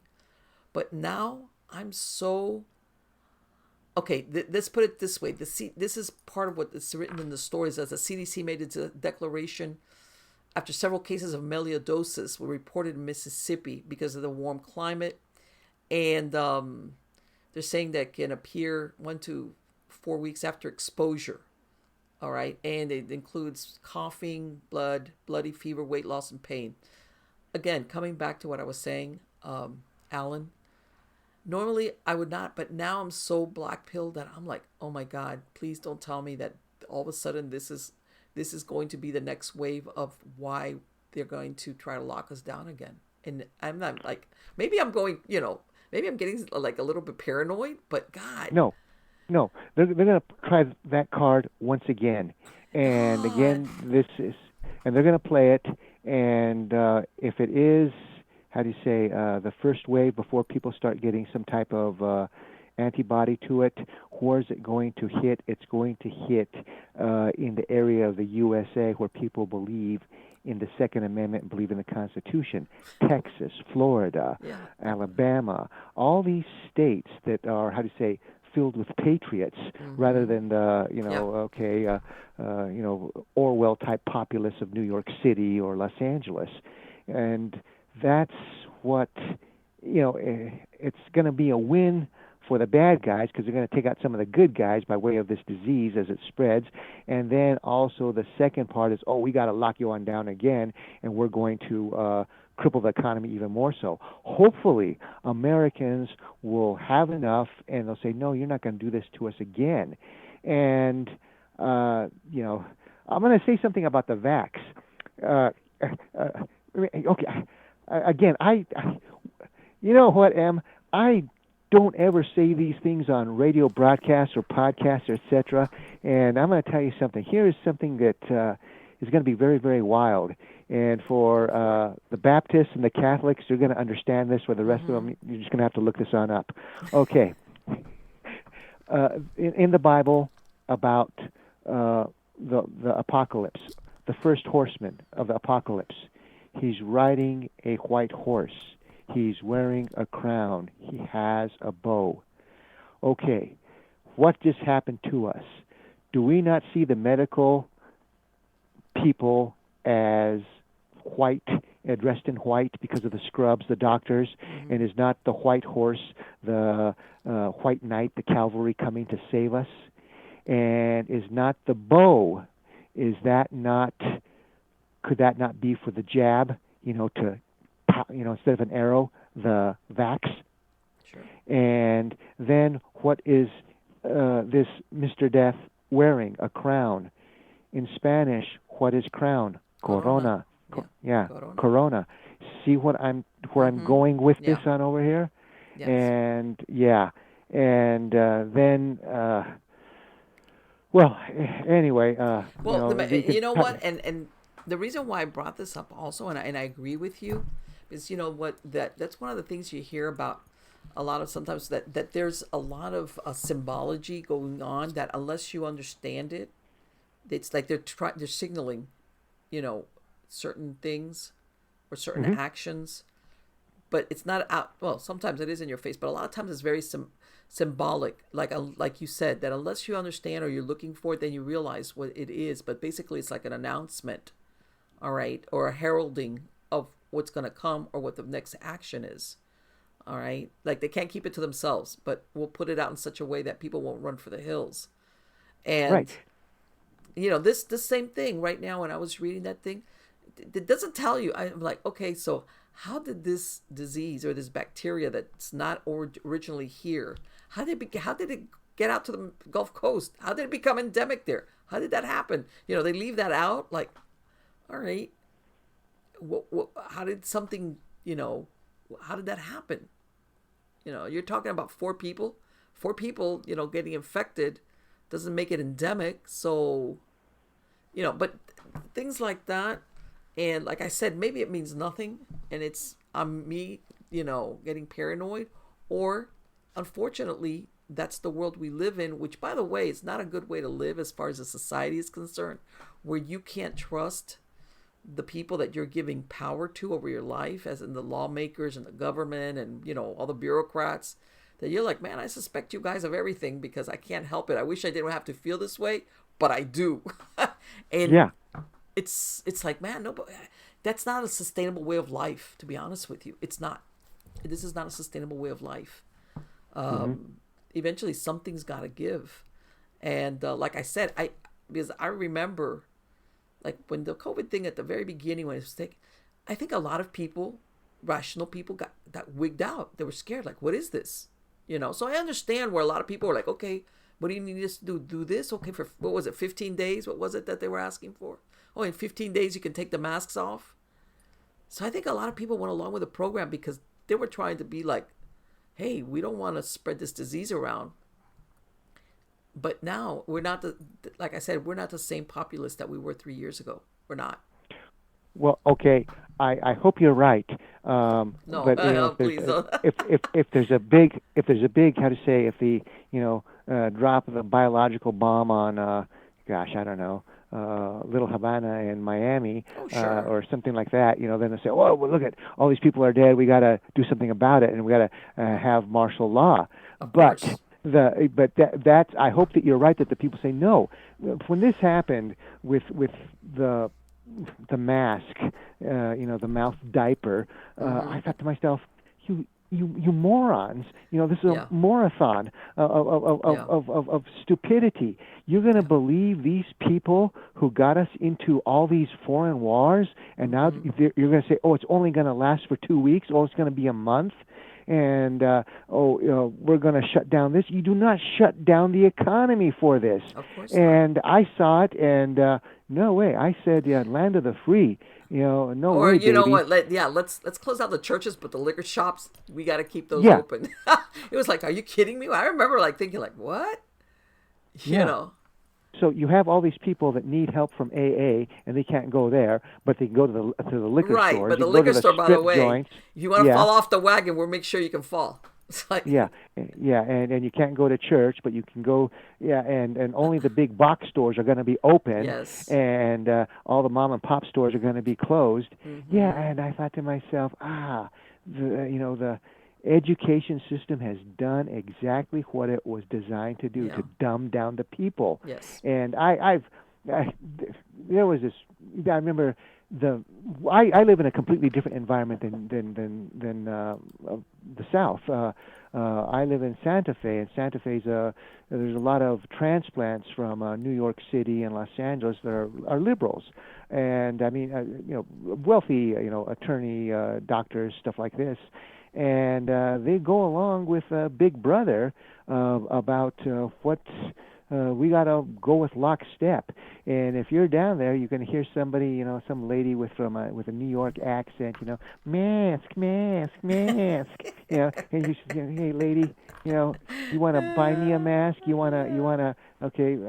Are you familiar with Vichy France? And a lot of these people there were New York Jews, and I thought to myself, you're always talking about the Holocaust.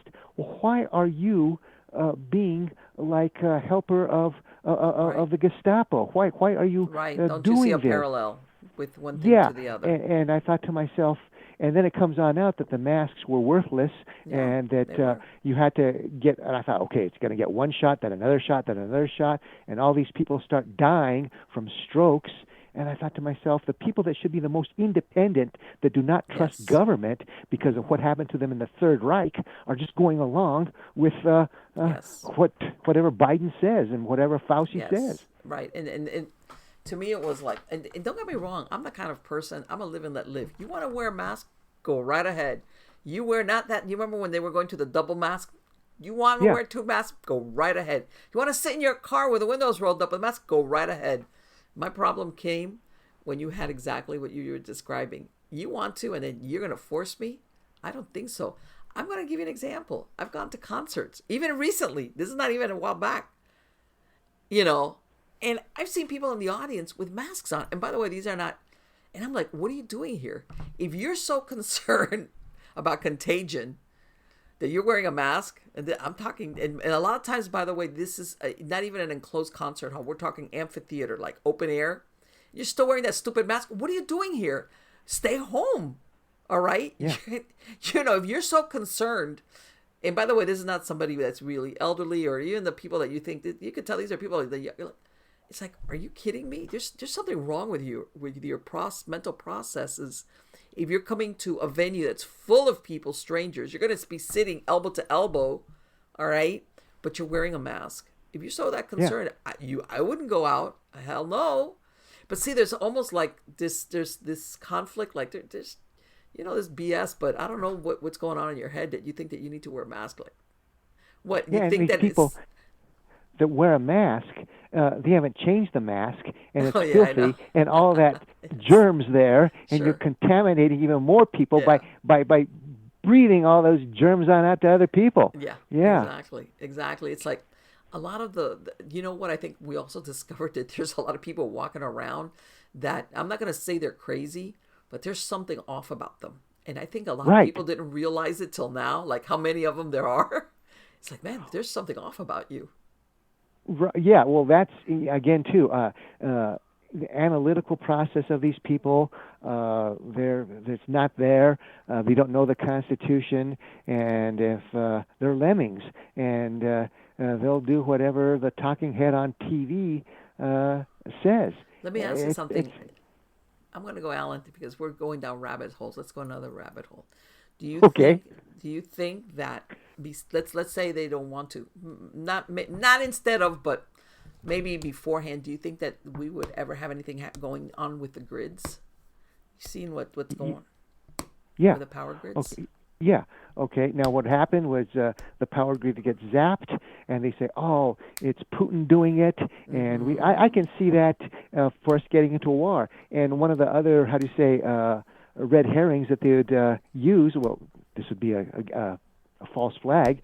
I can see that with as corrupt as our government is, that they could have a nuke go off in Ukraine and say, "Oh, it was the Russians, and Right. it was us that did that," and so we can lock horns with the Russians. Same thing with what's going on in Taiwan.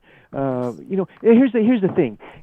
With American history, when you have corrupt governments and you have the economy out of control, Yeah. what do? You break the emergency glass and you go for the fire extinguisher. And what does that fire extinguisher? Go to war. Yeah. And Yeah. you look We've at done that in World the War past. Yes. you look at World War II and what FDR did with trying to get us involved in the war with the Third Reich, but it happened first with Japan. And the reason because of not only the Depression, but also he didn't want the banking systems, the moneyed to go smash, because now you have an independent Third Reich, and there you go with that. And here's something about that war. And as bad as everything that happened, and all the millions of Poles that got killed, and Russians, and everything else by Eisenkommando, and all those terrible things that happened here. At the end of World War II, the largest empires were still the largest empires at the beginning of the war, and that was Right. England and France. Right. Yeah. Yes. And no, that's another thing. You see all these. I'm gonna say, you see all the war movies, and even the more recent ones, like that were real hits, like Band of Brothers, and all these things, which, for lack of a better word, they kind of romanticize the World War II effort. Don't get me wrong, I admire the men and the women that served there, because they thought they were doing the patriotic thing, the right thing. Right, right. But at the same time, when you look at it from that perspective, like, geez, you're sacrificing American lives for money. And I know that sounds like very naive on my part, but that's like, how do you go to sleep at night unless you're a real psychopath? So that No, leads me these to people. believe there's a lot of them. Yeah, these people have evil that swim in them, Yeah. and they've made their deals with the dark forces, and that's what they're Yes. all about. You look at Yuval Harari and Klaus Schwab's and Bill Gates. They're talking about the Great Reset, Yes. and Klaus Schwab's like somebody on out of a James Bond film with his accent, Ernst Stavro Yeah, I Blofeld. know. You will eat the bugs. And he's talking about 7.5 to 5 billion people eliminated. And in essence, what they want is they're going to say that there's going to be the big reset where man, the next level of evolution is we're going to mold with AI. In other words, Right. we're going to put the soul into a computer, and these people, into a silicon body, and the silicon body is going to have feeling, etc. And these people are going to be gods. In other words, they're going to Right. They live think that forever they're in this gonna their world. self awareness, they're gonna transition it, and they'll, even if it's a synthetic body, but they're them, and they'll be immortal, whatever. They're Yeah, yeah. and they have enough money to be the kings and queens of this world. Yeah. And again, that's another thing of Luciferianism. I mean, you are now the same thing with the four sexes. First you had male, female. Now you can have a man go to a female to go to a man. In other words, you're creating something that. In man's image, not in God's image. And same thing with all the splicing of genes of this animal and that animal together. And what they're thinking about is that these people will be in control, and then in other words, Hammer is not only going to be, a commando group, but basically machines, like something you'd see out of the Terminator movie, like Sure. the machine gun or laser armed flying machines. And then the ones that do survive, the humans, we're going to be the slaves and serfs, and we're going to process the greens for them. And it's the wildest thing, Well, Em. but you know You what? know, And a lot of them, if you look at it, and I'm gonna go down with this, and like I said, sometimes in hindsight things become clear. A lot of these movements, including PETA and all these that are eco friendly, animal friendly, but people don't see the flip side of it is they're anti-human. yeah, They believe that the earth, as in earth and nature, is better off without humans. Okay, all right, and that's the part that they leave out. Yeah, we want to save the whale, but by the way, we need to want to get rid of the humans while we're at it. And then, of course, that's when you see. But this is like something that's been ongoing. I mean, I was the first one that I always that all these groups that were out there saving animals or protecting the environment. It was like, man, that's cool, that's good. But then, a lot of things have come out that really what's going on behind the scenes is they're anti-human. Right. And in essence, and Michael Crichton, the late author, he kind of touched on this, and what happened with the shutdown's kind of like something out of a drama to strain that happens in Piedmont, New Mexico, of all places. Where they have the. But anyway, getting to this. In other words, as Catholics and Baptists, and they believe that, or here's that humans were in paradise, and then they got the sin. They're cast out of the Garden of Eden, and now ever since then we've been trying to come back to God, and by God's grace, even though we're bent and we sin, we're trying to be with Him.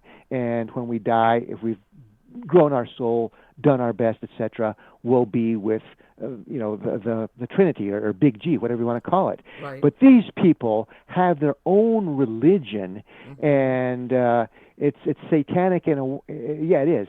And they're going to say, well, mankind was whole all the way up until the Industrial Revolution. And even though all these people are, barely making it and starving because their agriculture, this, feudalistic system, etc. No, once the Industrial Revolution happened, then the spaghetti hits the fan. Then we pollute this world, and we repopulate more than we should. And now man is destroying the world. So what we got to do, this is the Illuminati and the people that back these politicos, saying, well, we've got to now shut down industry. We've got to no more combustion engine. We've got to no more drilling for oil. It's going to be the green revolution. And what's going to happen is nobody's going to be eating meat. We're going to be eating bugs and greens. And we're going to go back to the feudalistic system of where the Bill Gateses and the Klaus Schwabs are going to be ruling us. They know better. And their knights are going to be these Terminator machines. And we're going to live like serfs in your 8x10 cubicle. And be happy Yeah, that you own nothing. Yeah, exactly. Or like slaves during the days of the Roman Empire. Yeah. Don't worry. You'll be confused. And and you're right. There's people out there that fall for this crap. You know, like, you mean I won't have to go to work every day and worry? Yeah, sure, right. That's what you think. And the ones that do, they tend to be, come from a very wealthy background. They're the ones that, because of their education, they were able to make a lot of money, and they feel guilty about their money, or they're trust funders, and they say, oh, no, we are like, the days of Louis the 15th, the Sun King. We know better, and sure. We'll make France good with all these serfs here. Or you find, young adults of attorneys, of doctors, of people of money, of status, of commerce, and they're the ones that buy into this. But when you have the working class, those that couldn't afford college or didn't go to college or university, whatever, and or didn't even finish high school, they have more common sense than these other people. They say, hey, you know what? This is capitalism, baby, and I live in the best country in the world, and I can, if I master this, meritocracy. But with the others, no, it's because of El Dinero. Okay, well, I'm a blue blood. I know better. Yeah. Oh, of course, no, and you see that, and like you said, I come from a Cuban family. Nobody needs to tell me what it's like. I know what it's like, because I was born right in the aftermath of Fidel Castro taking over Cuba. So I'm not here. I'm not like, I read about it. I lived it. I know about it. And, when you grow up in a community, and you'll hear this from people, even from, that used to be under Russian rule, just about any place that has been under communist rule, whatever country, I'm not saying only Cuba, they're the ones that are like saying, you Americans are crazy. The ones that are going on with this, you're out of your mind. Yeah. And the other day, they voiced, what was it, Marlene? It's under Voices of America. They have a couple of journalists which are great. They're out there in the Berrien Gap, where they've got all these illegal immigrants. They're both Hispanics, Burquam and oh my God, what's his name? They're great. And they're interviewing, all these illegal immigrants, like, what countries. They've got a lot of Venezuelans. And it's really funny because a lot of these Venezuelans, they're coming into the U.S. because, of course, in Venezuela, there's communism there, so they're trying to make a better life for themselves. I get it. But they're anti-communist. And I'm thinking to myself, all these Democrats that think that all these immigrants are going to be on their side once they're here, 5 or 10 years or 3 years, they got another thing coming. These people are coming here, because they've been told, come on over, and because where they're at right now is horrible. All right? But if they're banking that these people are going to turn into Dem voters, no, they're not. They're interviewing some of these peoples, and they ask them about Maduro in Venezuela, and they're like, no, communism, no. And by the way, and a lot of them also have talked about that they never realized, they were never told accurately how dangerous and how difficult the trip has been. Okay? Especially people that were coming with women and children. Right. Which is, again, blood on the hands of people that have encouraged this. I mean, I understand, I understand where if you live in a place or in a country where your options are limited or there's extreme poverty and you have zero chance of getting out of it, that's why the United States is the land of the free, home of the brave. If you're willing to bust your ass, you're going to get somewhere, or once upon a time anyway. I understand what motivates them, most of them. Not, I know some of them, they're criminals, but let's say the other people. But if they think that these people are going to want to replicate what they're fleeing from in their country of origin, that's not the way it's going to play out. I'm telling you, Alan, right now, it's not. I got an addendum to that, and that goes to the culture.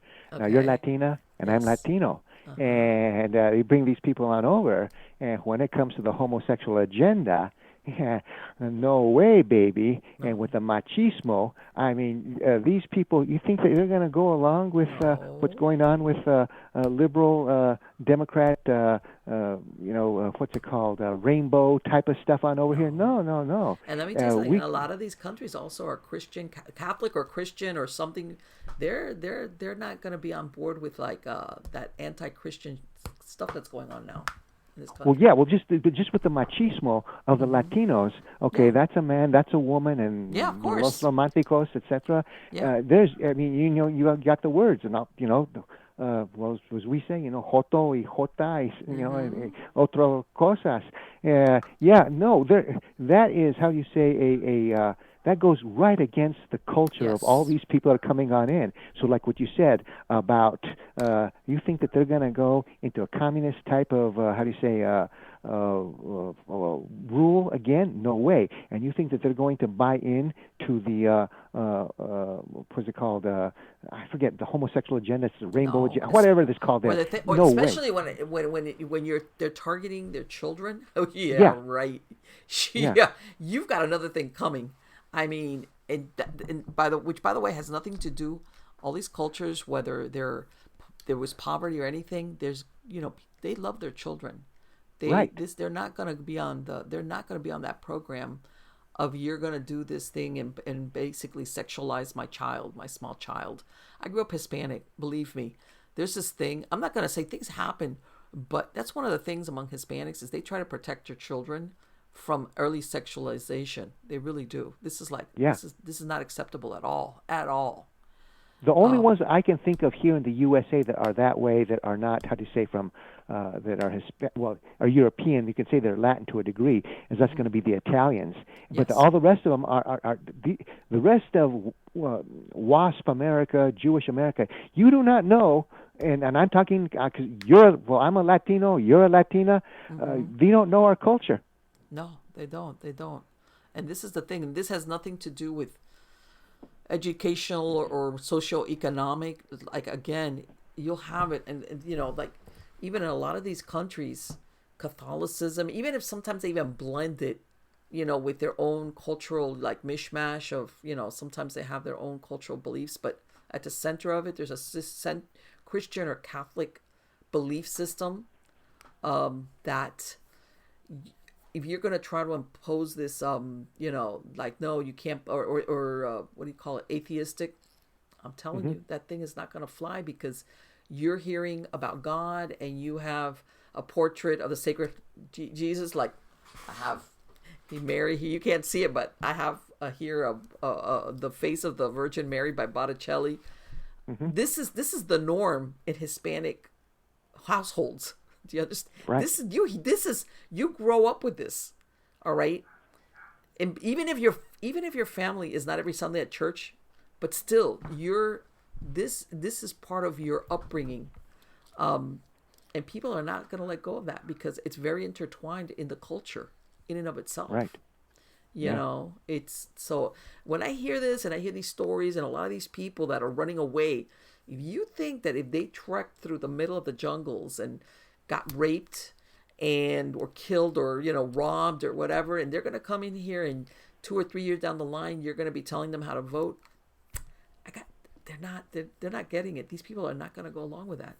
I don't care how much they want to say Biden. Yeah, thanks, Biden. Yeah, but 3 years from now, when they're here and maybe they facilitated them, getting a green card or whatever they're going to do for them to make them be able to vote, I'm telling you, it's not going to be the way they think it's going to go.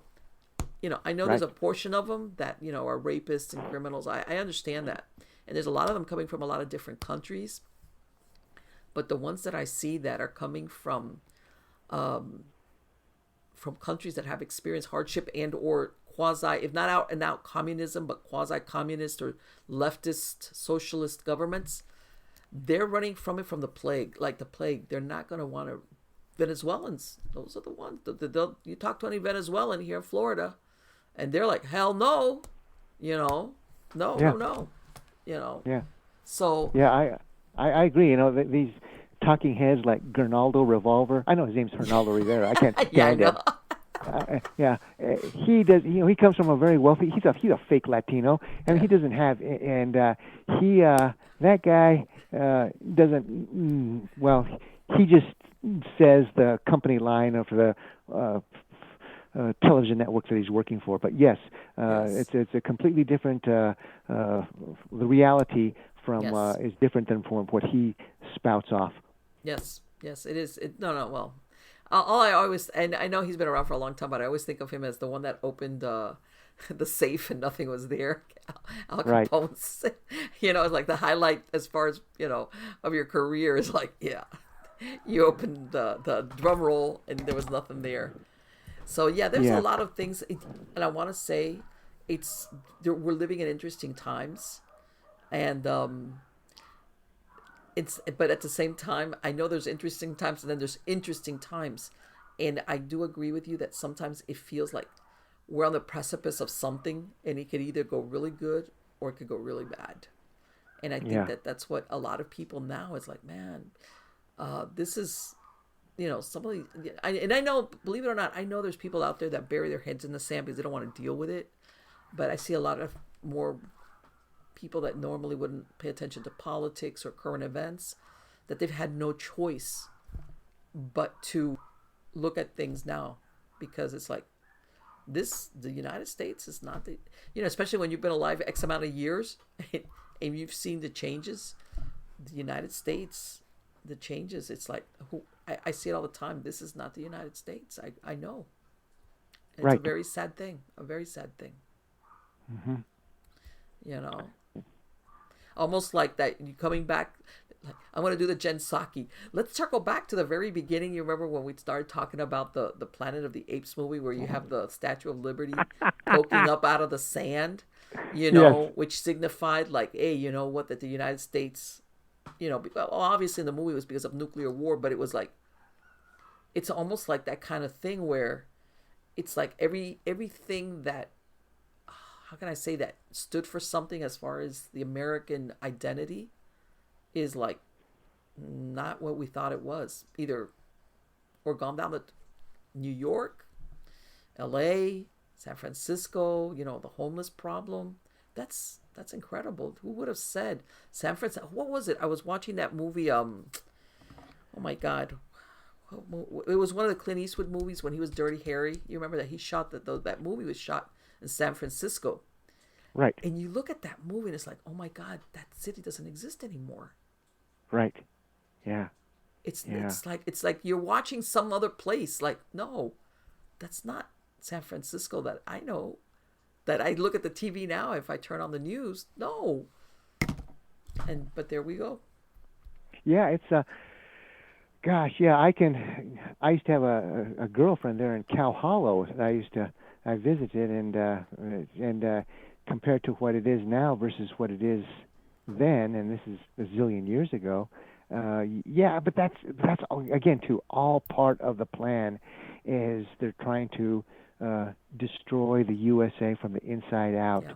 And as far as the school system, I mean, if you can, the best thing to do is to get your kids out of public school because Yeah. you don't want that propaganda. But you know what? Even some private schools, you have to really vet them very well. Because Right. you will find some private schools that you're like, hey, man, if I thought the public school was bad, you have to vet them.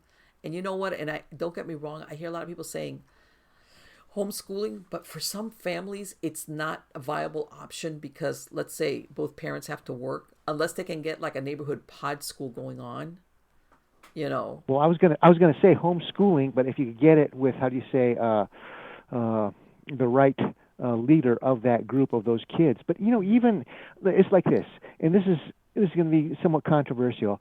Okay, after you're able to read and write and do mathematics, okay, third, fourth grade. What else are you going to need after that? I mean, to me, the way that I look at school, and from what I remember, it was babysitting. Now, I never ever had to do any trigonometry or any of this kind of stuff in adult life. What I wanted to know, and I had to learn the hard way, and I'm still learning, is about taxes and about real estate and about how things work. All this other type of stuff, no. And these books that I had to read were Boresville. What was it? Well, anyway, it doesn't matter. But the books. I could tell your teachers must have loved you. He's not paying attention, or he's not. He's just and you know what? I understand totally what you mean, as far as what and I guess it depends also what direction you want to go in your life. But Well, if you want to, the thing about, unfortunately, because if you want to go to university or go to grad school, then you got to go through the hoops to get the piece of paper at the end to become a doctor or to become an attorney. Sure. But the way that it's structured in such a way is that you're going to,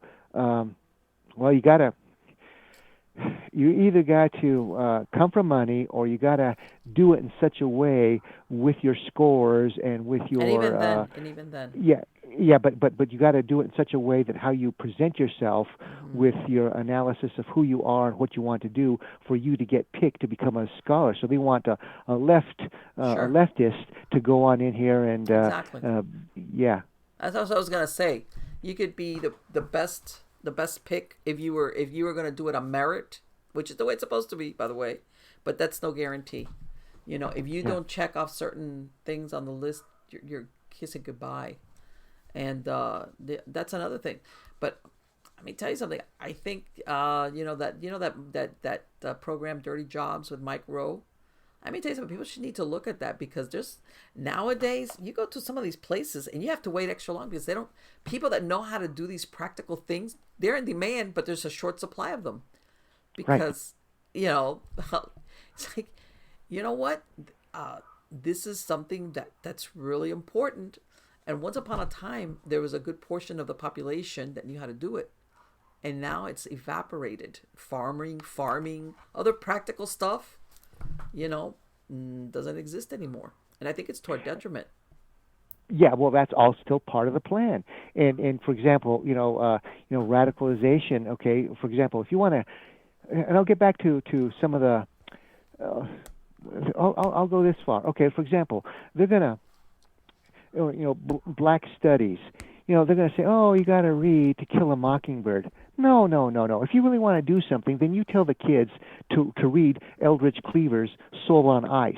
If you want to read something, you read about revolution. You read about not something soft. Read the hard stuff. Not All Quiet on the Western Front. There was read something of somebody who was really there. Eric Maria Remarque. He was rear echelon, and you can tell by the way that he. Wrote. And there's one book and I knew the guy, and he's dead now, and he came out with a book. Gosh, I'm going to say, well, anyway, it doesn't matter, but if you want to really get a good book about war, it was called Goodbye Darkness by William Manchester. Okay. And the stuff that you end on up studying in high school, it has no application later on in adult life. Right. The only the best mathematics I ever had in high school was in the craps game in the boys' room. There I learned how to do multiplication and how to do adds and we're shooting dice in there, and that was a good way to learn math. And I thought to myself, if you did that in a classroom and you said, okay, here is Monopoly money, and this is the way you're gonna, I bet you're gonna get the worst student to be a whiz. Oh, sure. And you know what? Like I tell everybody, remember how there was a times table, and I'm sure there's kids out there now that you tell them do long division, they'll be like, the what? Yeah. The what? But I'm saying, subtraction, addition, multiplication, and division, which was part of basic arithmetic. And and I know what you're saying as far as calculus and algebra and trigonometry and all that stuff. Like, and don't get me wrong, if you're going to be an engineer and this is going to be your life path, this is what I get it. That's like good for it, good. Right. Yeah, but that's how many people are going to do that. I mean, the rest exactly. is just minutia. Yeah. Yeah, exactly. Which is like what, but that's the thing that like, what does it call it? Calling the dumbing down of the population where.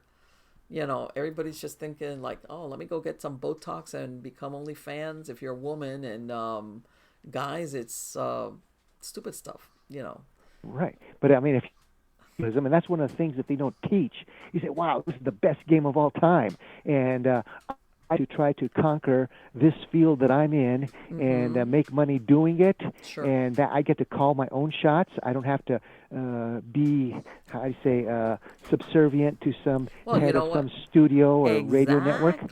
Exactly. And well, we're finding out now with technology how you're under the thumb of a lot. But once upon a time, entrepreneurship or the small business this is the way to go. All right, the small businessman. Whether you had 2 employees, 10, 20, this is how America grew, when people that did this. And now they've put so many regulations and laws in place that basically they squash the small businessman or the entrepreneur who's trying to get, going. It's like, oh, no, you got this license and that fee, and you got to have this insurance, but you can't do that and this and that.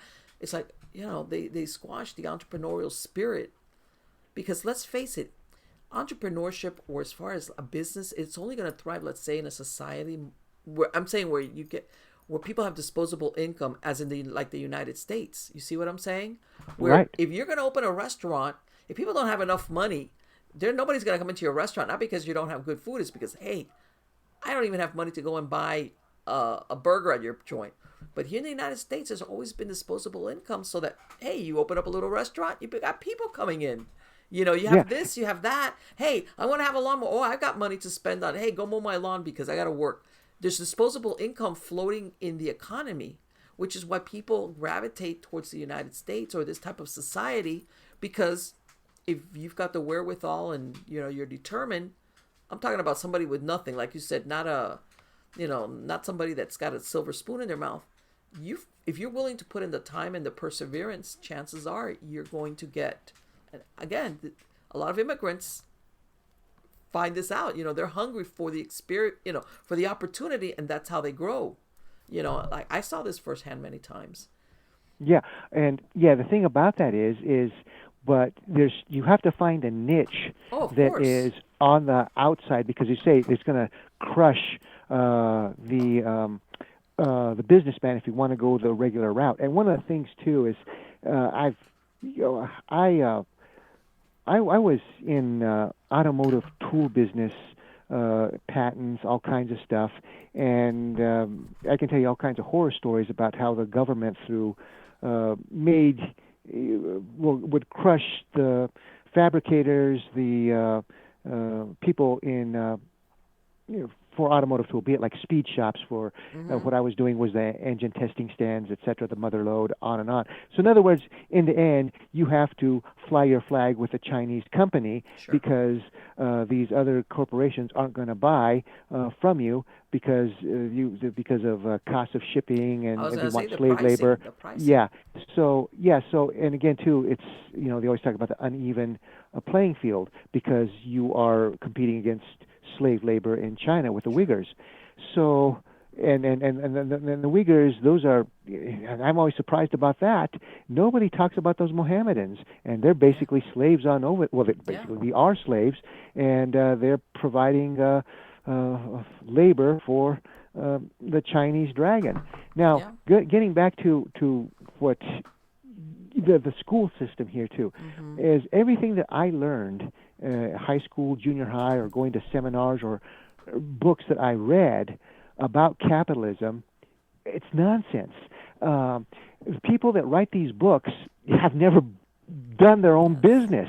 Yes. And there's one guy, his name was Gatto, like the or Gato, I guess, but he's pronounced Gatto. He was a school teacher in New York. He had the right idea about education, and gosh, who else with capitalism?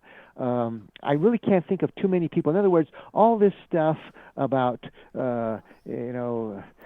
well, I won't even go into it. It's nonsense. All it is you've got to be in a place where there's, like you say, disposable income. You've got to provide a damn good service, be it the best, how do you say, plumber, the best floor cleaner, the best tour guide, the best paranormal person, whatever it is. And people will come to you because that's the way Americans are. They'll pay for the best, be it a Cadillac or a Continental, etc. Exactly. And for our leaders that have never, ever been in business, started their own businesses, and I've done a lot of businesses, is that they'll say, no, we can whip this into Iraq. We can whip this into, Vietnam. Right. These people, they don't have, they're dirt poor. It can't happen. And, in other words, capitalism here in the USA, like Thomas Jefferson said about our government, is a very rare flower. But it's only going to work here in the USA because of how the system is set up and how right now they're trying to kill that system. Oh, sure. And I know I'm going to sound naive again, but you look at these people that they have millions and millions and millions of dollars. And I think how much, and by the way, some of them are older. Like, hey, I know you, pretty soon you're going to be pushing up daisies. How much money do you need? You've got millions that even if you never did anything else for the rest of your life, you would not suffer for it. It's like, how much, this goes beyond greed, I guess is my point. Okay? It goes beyond greed. Right. Well, there's a disconnect in their soul and their mind. Hang on there, Am. Just give me I'm going to take a quick break. I'll be right back. Just give me about 25 seconds. Not a problem. So anyway, guys, getting back to, I'm going to, until he comes back, that I was talking about that Operation Midnight Climax. And this was, by the way, I know I'm going to have to sway way back and forth, but this was a brothel that they had in Chestnut Street in San Francisco. I've been to San Francisco only a couple of times, and I'm not familiar with this at all. Okay, and basically they're dosing these Johns with LSD, and they're like having, I imagine, these really weird, I don't know what kind of experience they had, but they must have been, either I got to go back to that brothel or never again. Okay, Am, I'm back. Yeah, back. Yeah. Okay, so I was talking to people about the brothel in San Francisco that was dosing. I went back to that, but anyway, you know what, Alan? Again, we're going back to the black pill. That you remember once upon a time when you said about that there was the PTAs, and all of a sudden, PTA. Everybody was. This was again. If you've been alive X amount of years, You remember the PTA was a big deal. And all of a sudden the Right. PTA went away. And then I think this is when parents lost touch with what's going on in the schools as far as what their kids were being taught or not taught. Yeah. And now look at what's happening where parents are like, what? Of course, part of it came about because, the COVID where kids were, going through the computer. And I think some of these parents were seeing the material, or you had one parent that had saw the material, calls up the other and says, hey, you know how parents, the same kids in the classroom in the same grade, have you seen the material? In other words, the word got out because the PTA doesn't exist anymore. And that's how all of a sudden all these parents are realizing, holy crap, what are they teaching my kid? What happened to, like you said, reading, writing, arithmetic, geography, science, the regular subjects. And now we find ourselves in a real difficult situation as far as the structure of what's going on in schools, where these bureaucrats in the school, whatever you want to call them, they think that these kids belong to them and not to the parents. Right. Well, the union, the teachers union, Oh yeah. and you got. Uh, there's a few good teachers, but a lot of those Sure. teachers are just say, well, you know what? I went to the university, and basically a lazy student, and what am I going to do now? Well, okay, if I work this job here for X amount of hours, and Yes. then after 25, 30 years, I'm going to be on the gravy train because I'm going to Mm-hmm. get my retirement, my pension, and you have those type of teachers, Sure. and there's a lot of them. Now, there's a few good ones, Sure. but yeah, so the union takes on over, and the union's controlled by these people who have dark motives, and we're going to put all this on in here, and we're going to sexualize the kids, and we're going to put in propaganda history, Yeah.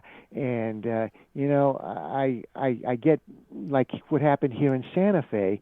We had this monument, and we had the what was it called, the Red Nation, and with Antifa type of group, Mm-hmm. or Antifa was there, along with I forget the other groups there, and they toppled this monument. And you say to yourself, well, you idiots, and our mayor, his name is Alan Weber. He's a sold out SOB. He's from Portland, Oregon, Oh. and he as carpetbagger. He came into town. He told the police to stand down. And anyway, this monument that's been there since 1866 gets toppled, and you got to tell these people, history is glorious, history is tragic, but you learn from it, Sure. and you're not learning from it because you're just being like the people in the Third Reich. You're going to knock down this statue, that statue, because it doesn't agree with your theology of what Nazism is Hitler-esque type of stuff, or and again too, you see it with our leaders here too. They don't know their history. They don't care about history, and that's how come they're branding everything as in a was in a Cold War between Joe Stalin and President Truman. And Russia's completely different nowadays. Of course It's it a is. yeah, and again too, like I tell you, all this money going to dictator in Ukraine, and they don't remember Kararzy or President Chu or any of these other people. Yeah, gosh, No, it's it's disgusting. right. And this is, like I said, there's people that, depending on your background and your life experience and I want to say your expectations, because I hate to say it, there's a lot of people that they're content, like like they're sheeple. I hate to say it, but Hmm. that's what they are.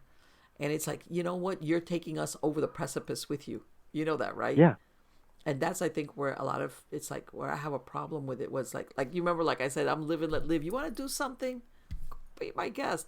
But when you get dragged along with it, because then that's where the problem lies, big time. right. And I want to say it's going to be a very interesting 2023, 2024, and I don't know. I don't know, Alan. I don't know what to tell you. Hopefully, we're going to come up on the right side of this. Well, if not, it's been nice knowing you. Yeah, I know. Well, if the current grid goes down, we got bigger problems to think about. You Well, know. yeah. Well, kaboom. Yeah. Well, I Well, you know what? You And know, can you imagine all these? Okay, I'm gonna lay into you. Not that I'm not gonna even say the millennials. It's these younger people. Like, if this grid goes down, you can't play any more video games. Have you thought of that? yeah. These people that are that this is they center their lives are around your cell phones are not going to work unless you have a satellite, which the most people don't. So guess what? You might have to actually read a book and talk to people like face to face.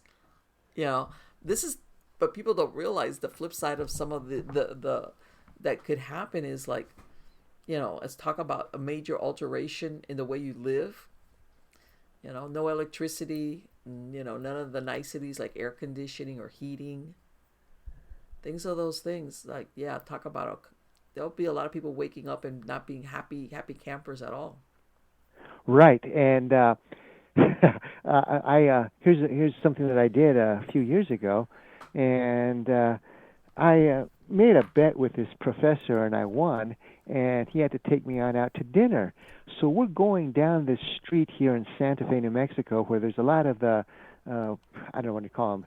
Some of them, this is not the sons of working class. This is the grunge factor. These are the sons of and daughters of the wealthy. And Right. it's that part of town. So we're going to this fine restaurant, and as you said, there's some kids skateboarding, playing hacky sack, teenagers, and a lot of them on their iPhones, etc. And I said, "Watch this." And I went on up to a number of them, and I said, "Can you tell me uh, what's Mein Kampf?" No, man. What are you? You a communist? What is this? Are you one of these right wingers? Hey, man, what are you? All these different types of things. And some were nice, some were just dazed. Right. Yeah. Anyway, there's only one guy that was able to tell me what Mein Kampf was. Okay. And I thought to myself, all right, well, then you don't know anything about World War II, do you? And you don't know anything about fascism and about Right. communism. Yeah. And you don't know that's how come. And you people are going to be the stewards of my country? Jeez Yes. Louise. Yeah. Exactly. That's exactly what the problem is. That all those history lessons have been omitted. Well, they don't teach history anymore. They teach Yeah. they teach social studies.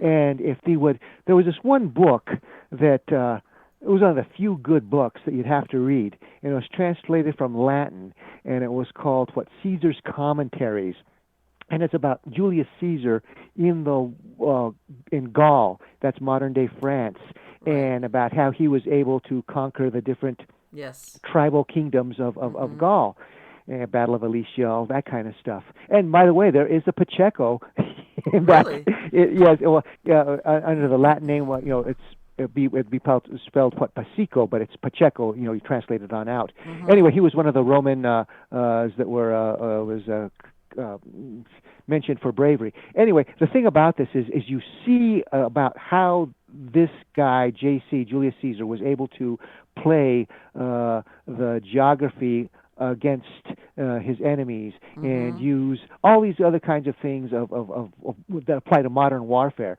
And you say to yourself, well, geez, Louise, there is General Billy Manili or whatever his name is, the Pentagon. Yeah. Yes. Okay. And he said, well, I want to know how come there's protests on out there. I want to know that. Well, then how come you lost in Afghanistan? Maybe if you had read God. Julius Caesar's book or von Clausewitz or whatever, and hey, man, I don't have your education, but at least I'm self-educated, and here Sure. you have 4 stars, and you're the mastermind of this debacle out of Afghanistan, where No, all these that's Americans get maimed and killed. that's horrible. That's horrible. Yeah. And by the way, you know that in that what you're talking about, Julius Caesar. As a matter of fact, he recounts. That's really interesting, where he details human sacrifices by the Druids when he was Right. going into Britain and stuff. Yeah. That they would burn prisoners of war, and even sometimes the Romans, if they captured them inside those wicker men. Yeah. He detailed a lot of that stuff. That was like what? Yeah, yeah. That was the he. What was it? 12 years that he was out there campaigning on going to conquering, something like that. Well, okay, he was in Gaul. Gosh, what are you going to be looking at? Okay, first it was Gaul, then it was Britain and southern Britain, Mm-hmm. and of course he did a spearhead across the Rhine after he vanquished the Belgians. So, Right. gosh, now that's one question that I'll say for the Jeopardy answer. I'm going to say 10 years, but Yeah, but I know he was out there years and years. People yeah, people but don't realize but that yeah, but then again, too, you see, one of the things about this is he learned from history. See, yeah. he was gosh, what do you want to call it? A subservient junior commander to Crassus. Crassus is the one who crushed the Spartacus slave revolt, Mm-hmm. and Crassus, he's the one who ended up pinning the Spartacus slave army through like the Great Wall of Italy, and I don't want to call it that, but I mean the barricades there in southern Italy, and the slaves had to break through that. They lost a lot of people. Mm-hmm. Eventually, Spartacus and his army was defeated. What? And I've never heard anybody, and these guys got PhDs and all these other kind of degrees. I've never heard any of them say, well, you know what? Julius Caesar learned what Crassus did right and wrong, and he was a junior commander there in the Julius Caesar at the time, and what he did at Alicia to destroy the last big Gaulish army is as a page out of 72 BC. What he did in 54 BC. In other words, 20 years later, he pulls out the playbook that worked in Italy, and he does it there in France. And there's so many things that Right. one can learn from in history. But these people, AOC, and think of what's the name of that idiot from the Republicans who's from Kentucky? There's plenty of them, With so I don't know. yeah. Well, yeah. I mean, yeah. I mean, they're gosh, birds of a feather, just dummies. Room out of temperature IQs when it comes to out of Kentucky. Wait, it'll come to me. I know who you're talking. His name. McConnell. I think his name's Right. McConnell. Yeah, Yeah, Mitch McConnell. Yeah. Well, there's yeah, right. Yeah, he's yeah. And yeah, all these people is like, it's like I don't even. We've been, we're the rhinos have like, man, talk about traitors. As far as I'm concerned, it's like, geez, right. at least make yourself a Democrat and call, because that's really what your political leanings are. Don't call yourself a Republican. Right. No, they're an oligarchy. They're these people in Washington D.C. They've sold themselves. They're like I used to be a big fan of Winston Cup NASCAR racing. This is back in the days of Oh, Richard Petty. There's had before that. yes, Lee right, Petty, right. Cale Yarborough. Hmm. Yeah. Anyway, the race car drivers. They used to wear their fireproof uniforms, and this got going from the late '60s onwards, and now it's just really something. I mean, they have all these patches: Goodyear, Firestone, Pennzoil, Hmm. Joe's Restaurant, etc., all sewn onto their uniforms. They're and I thought to myself, well, that's what they ought to do in Washington D.C. Have Yeah, all these placards these are sewn my on. sponsors. Yes, they helped me win the election, so Yeah, I'm going to be for yeah.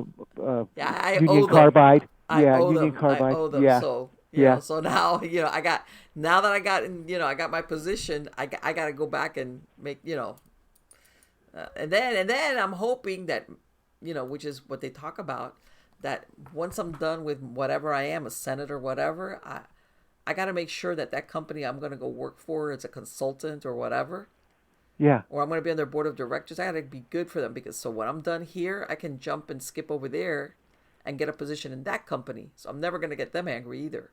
So yeah. in other words, the last on the totem pole as far as, how can I say it, loyalty is towards the American people, which, or your Exactly. constituents that put you in that position.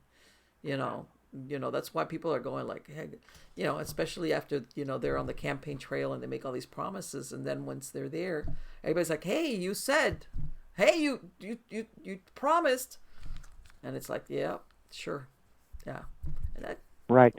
that And you look at Billy, Jeff Clinton, and Hillary. I mean, you look at all the uranium and yeah, deals that they signed with Russia. And here's, I'll tell you something else here too. There was we started on assassination, and I was going to get to RFK, but I'll just get to JFK right now. After JFK was assassinated, they put this commission together called the Warren Commission to see Mm-hmm. what really happened there. And all Right. it is it's like Bujalosi's book, but it's like 12 volumes, Yeah, because tomes. they did what was expected. It's like they had to Right. do something. Yeah, so it's science fiction that's the lone gunman, the magic bullet changes direction in air and is able to inflict all these injuries at different yeah, it's just pure nonsense. Anyway, uh, so you had the main man who had to sign off on this to authorize it that it's rubber stamped and it's truth. That was an unknown senator from Michigan, and his name was Gerald Ford, one of the most Mm. boringest, yeah, dumbest senators. But I mean, he wanted power. Yeah. When it came to power and lust for it, he was miles ahead of anybody else. But I mean, as intellectual firepower, he wasn't there. So he says, "Okay, uh, I will sign on this, and here's my deal. You make me president." Now, I cannot prove this as far as videotape or anything, but just go with me on this. Here's Right. this guy who has no personality. He signs off on the science fiction. Everybody says, "Oh, that's the truth." The Warren Commission. Now it's been, nowadays they say, "Okay, it's fantasy," but at the time, 60s, 70s, 80s, it was legit, Sure. and so he ends on up becoming vice president to Richard Nixon because Spiro Agnew gets rubbed on out by way of legalese. So Mm-hmm. Nixon has to go and take this guy because the power brokers inside the Republican Party say you have to have this Gerald Ford as your VP. And then you know what happens to Sure. Richard Nixon? A big Yep. storm in a teacup. Nothing compared to what's going on Oh with the God, war in no. She's Ukraine, like, or like, yeah, or Contra, all this kind of stuff. yeah, of Anyway, course. so he gets taken on out, and then Gerald Ford becomes president. So in other words, like you said, okay, they have their loyalty is to themselves and to their handlers, and it's going to be very rare for you to find an American patriot that is running for an office, and then even rarer that he does not get bent when he is in office Wow. and sold on out. You know what? And it's a sad thing, but I think that even the best possible people that could hold the office, and they're looking at this and go, I don't need the grief. I love my country, and I think I do a good job, but holy crap. I can't, even if I wanted to do this, I can't subject my family to this, Hmm. and I don't blame them. Don't get me wrong. And I think that a lot of what's been happening is a big psyop also on any potential people that want to enter the arena and go up against any of these alphabet agencies. They're basically, it's a psyop telling anybody who looks at this going, don't do it, because guess what? We can do anything we want to anybody, including you. Yeah. So I think that a lot of people that would do good things for this country in whatever position they would try to get, they think twice about it, and they say Yeah, nope.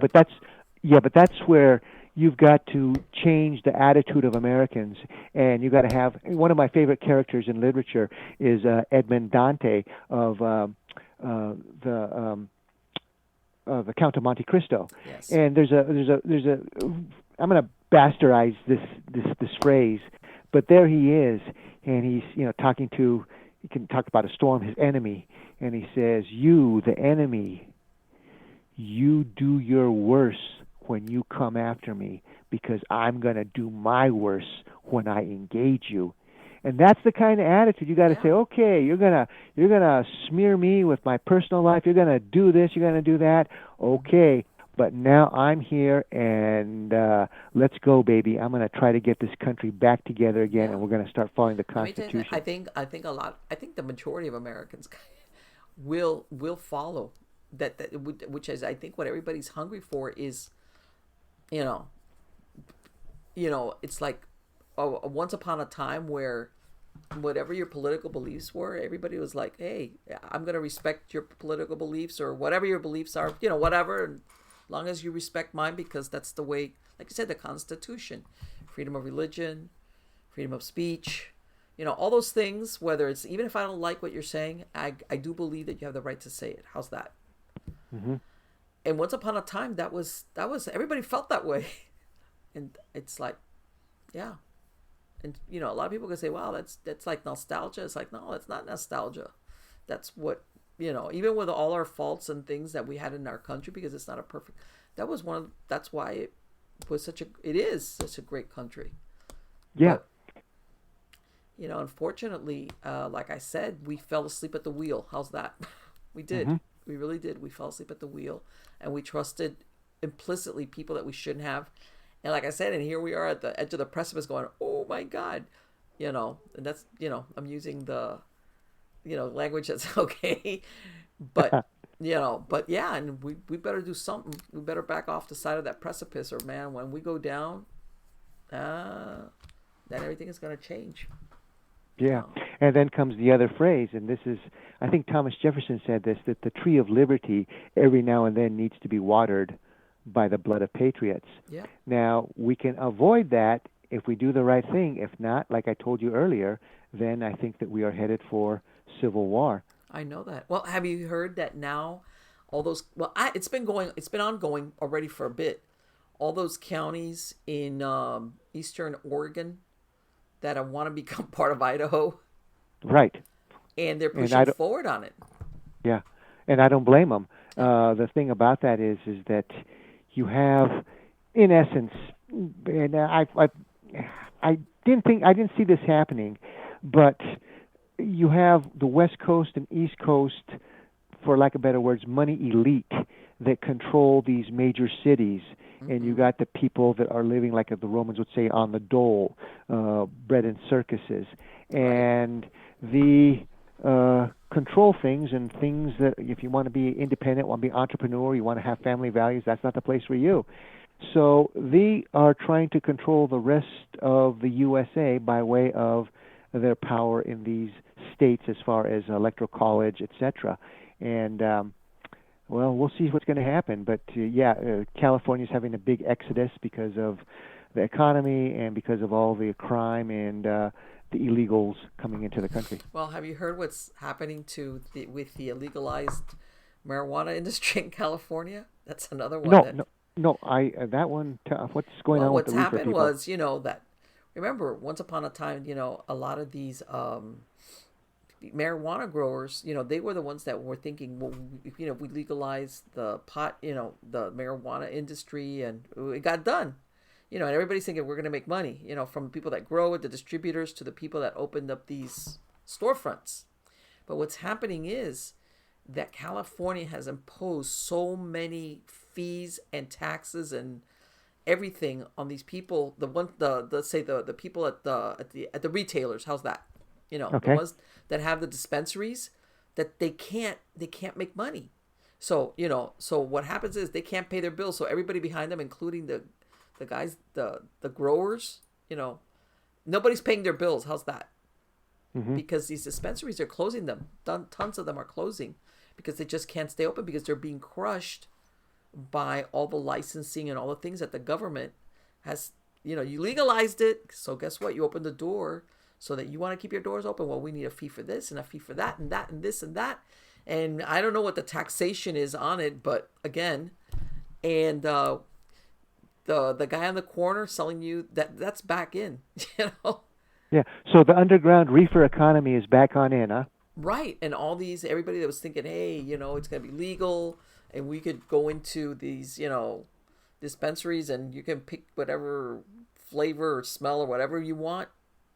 No, because they're basically, now that they're legit or legal, they're subject to the whims of the state. And there you go. Yeah. So yeah, there's a Again. bunch of dispensaries in California going under as we speak. Yeah. And guess what? All those, if the guy at the bottom can't pay his bills, every goes back, nobody's paying their bills, and well, you're not paying your bill, so I'm not going to send you any more pot to sell because you haven't paid your last bill, and it's like becomes a vicious circle. Yeah. And it's amazing, isn't it, that you have Silicon Valley with these zillionaires, and then you have all these homeless, mentally ill, drug people, Oh boy. and right next to it. Let me tell you something. I cannot imagine who in their right mind is paying, from what I understand, are still really high rentals in San Francisco, I would be like, I can't stay here. I would never and pay this money. What, to walk on my doorstep and step on human feces? I don't think so.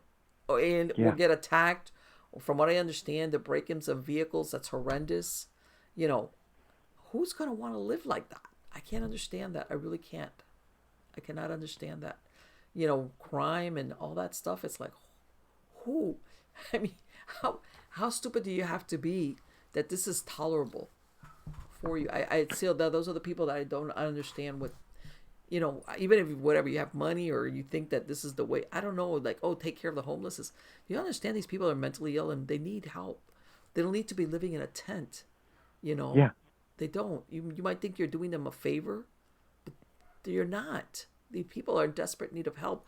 And God knows, and this is another thing, I'm going to go real, when this thing, you remember when they were insisting on everybody, hey, you got to wear your mask in California.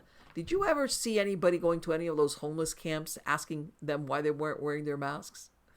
No, I didn't. And here's something else here too. With all the illegals coming across, they're not wearing their masks.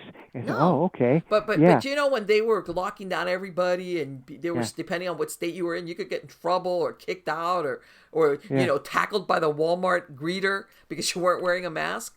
It's like nobody ever went to those encampments out in Skid Row and said, "Hey, why aren't you wearing your mask?" Why? Because they probably would have gotten attacked. Nobody did. I never saw no news agency or anybody going out there and going, "Hey, there's swaths of homeless out here running around." Besides the fact that they're maybe unwashed or living to begin with in, you know, kind of like unhealthy ways. None of them have their masks. Nobody. They didn't. They made it believe like that didn't exist. Yeah. So it's like so much for that enforcement thing. So yeah, very hypocritical. Very. Anyway, Alan, I could keep talking and talking and talking and talking and talking to you because you're so interesting. But again, and I drink Dos Equis beer, huh? The most interesting man in the world commercial. Oh, remember that? God, you know what? I hate that they got that was such.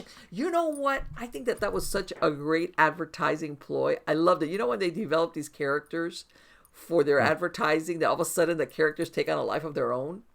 Yeah. And that was such a great. You know, the guy, it was a great, you know, you looked at those commercials and it's like, hey, you know, especially men, which I know, you know, most of the beer commercials are geared towards men. It's like, I want to be the most interesting man in the world kind of deal, you know? So, and yeah, they got rid of it. It's like, why would you do that? Well, I heard that Jonathan Goldman, who's a guy. That's a role of a lifetime, and he did it to perfection. They thought, well, he's already in his 70s, so we better cut it now because he's been doing this for 6 years, etc. And let's quit at his height. So they did that. And you know, the thing about that is they kind of blew it with the Mayhem commercial because they're not as funny as what they used to be. So they should have cut it with Dean Winters a few years ago because now it's passé. And that's the thing, you know, that sometimes some of these people, like you said, that despite supposedly how much they know about advertising, they miss the mark altogether. Yeah, look at light beer. It's like that. It's like, who? You know what? When you look at stuff like that, and I'm glad you pointed that. I'm going to say this real quick. You know, sometimes we see these big companies. They're multi-billionaire. You know, you think these people have the pockets to hire the best advertising agencies, the best you know, people that look at the market trends, you know, like what's out there, you know, you think these people can pay for the best as far as like what do we got to do to appeal to who's out there, and they flub it. It's like, what happened? Don't you guys have tons and tons? You should have a budget that before you would make a decision, you would be doing your research and saying, look, this is what and they blew it, man. Blew it is not the word for it. I mean, I'm sure that at some point there's going to be lectures or, you know, classes on advertising, and they're going to be using this as what not to do. Well, if it was the right business class, and there's very few of them, we would use that as the example of the no-no. But I saw the girl who came on up with that. What was she what was it, Ivy League school. I think it was Harvard or whatever it was. Yeah, no, Harvard. yeah. She wants to get rid And of the frat she, boy yeah, mentality. and she was saying that we've got to open on up our market to other people. We just destroyed. Now, I remember, I used to like Bud Light, and I remember, and I don't want to have anything to do with it now. I mean, I thought to myself, gosh, you really insulted me with that. And Yeah, I used to like the old commercials from the 1970s of Bud Light, where you'd have Mickey Spillane and say, "Hey, doll, what are you doing in a sure. commercial like this?" Billy Martin in it and all Okay. this. The Yeah, truth is, I'm not a beer drinker. I've never liked beer, but there's women like beer. But let's face it, it is what it is.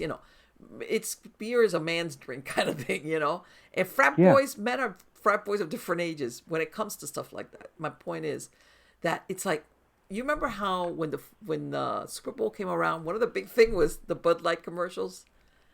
That was one of some of the people would just watch it because they were great. They were really interesting. They were off the wall, and they would save it just to release it on the Super Bowl weekend or the Super Bowl day.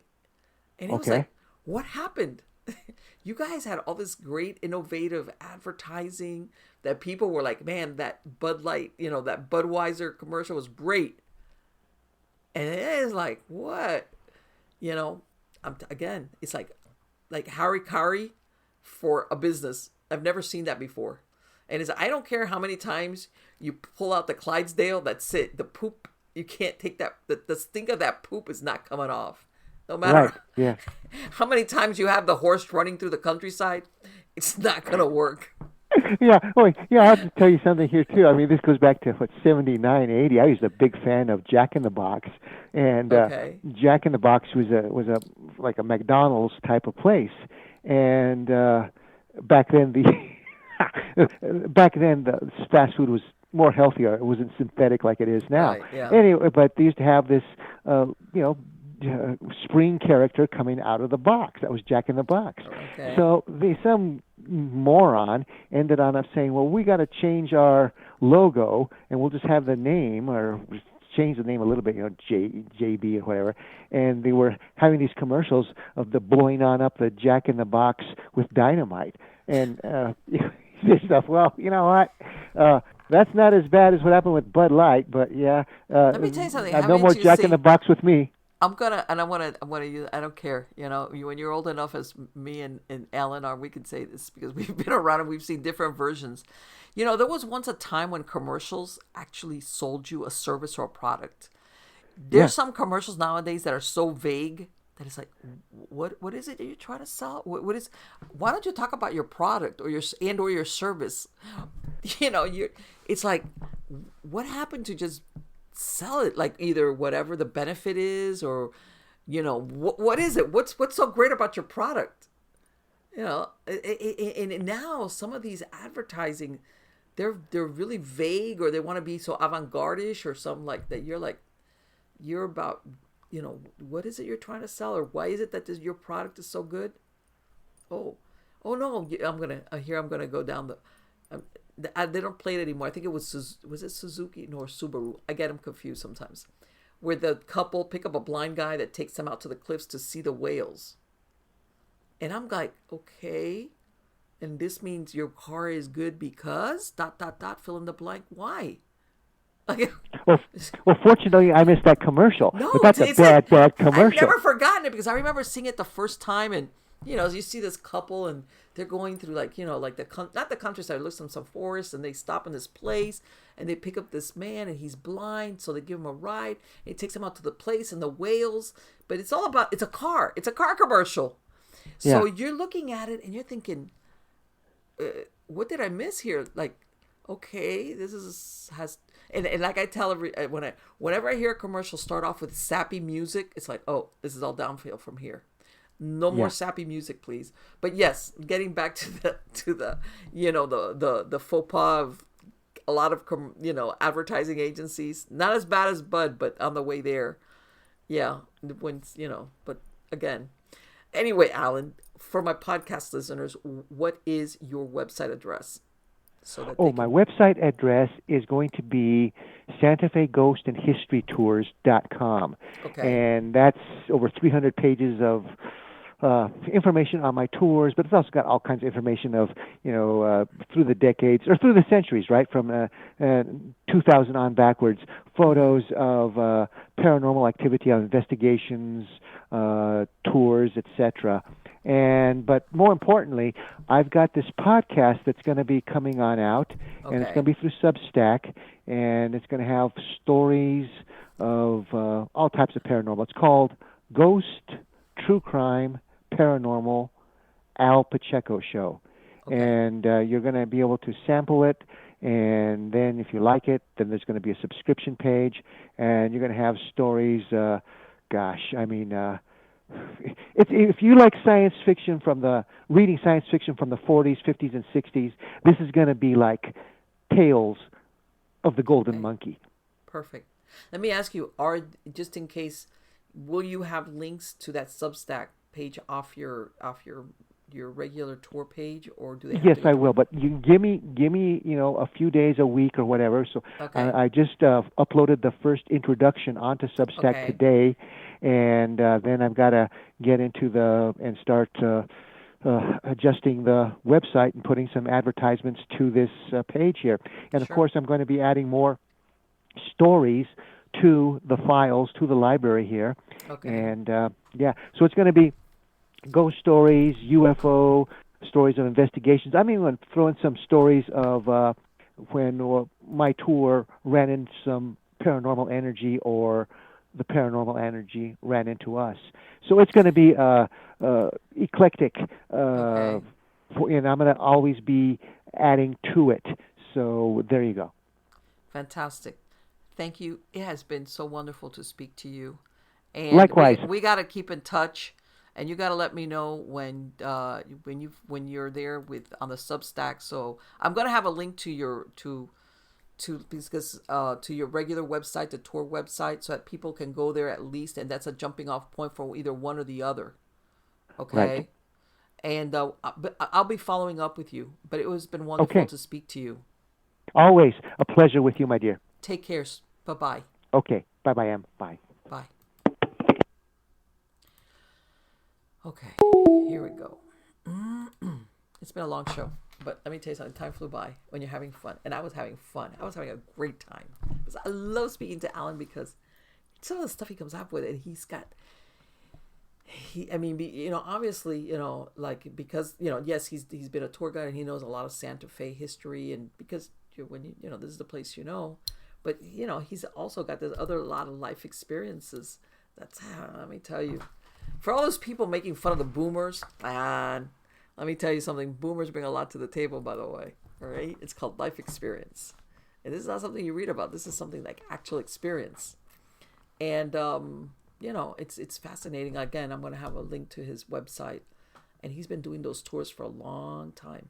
And like again, I've gone on tours where the person that does the tour makes it or breaks it, whether it's a ghost tour, historical tour, it just because they know stuff that, man, I never heard of that. In other words, this is not the run of the mill stuff that you hear in all the shows. Or this is like stuff like this guy knows his stuff, or I'm hearing stuff I've never heard about, or stories about a certain place, or myths, things like that. That's really what makes or breaks a lot of these tours.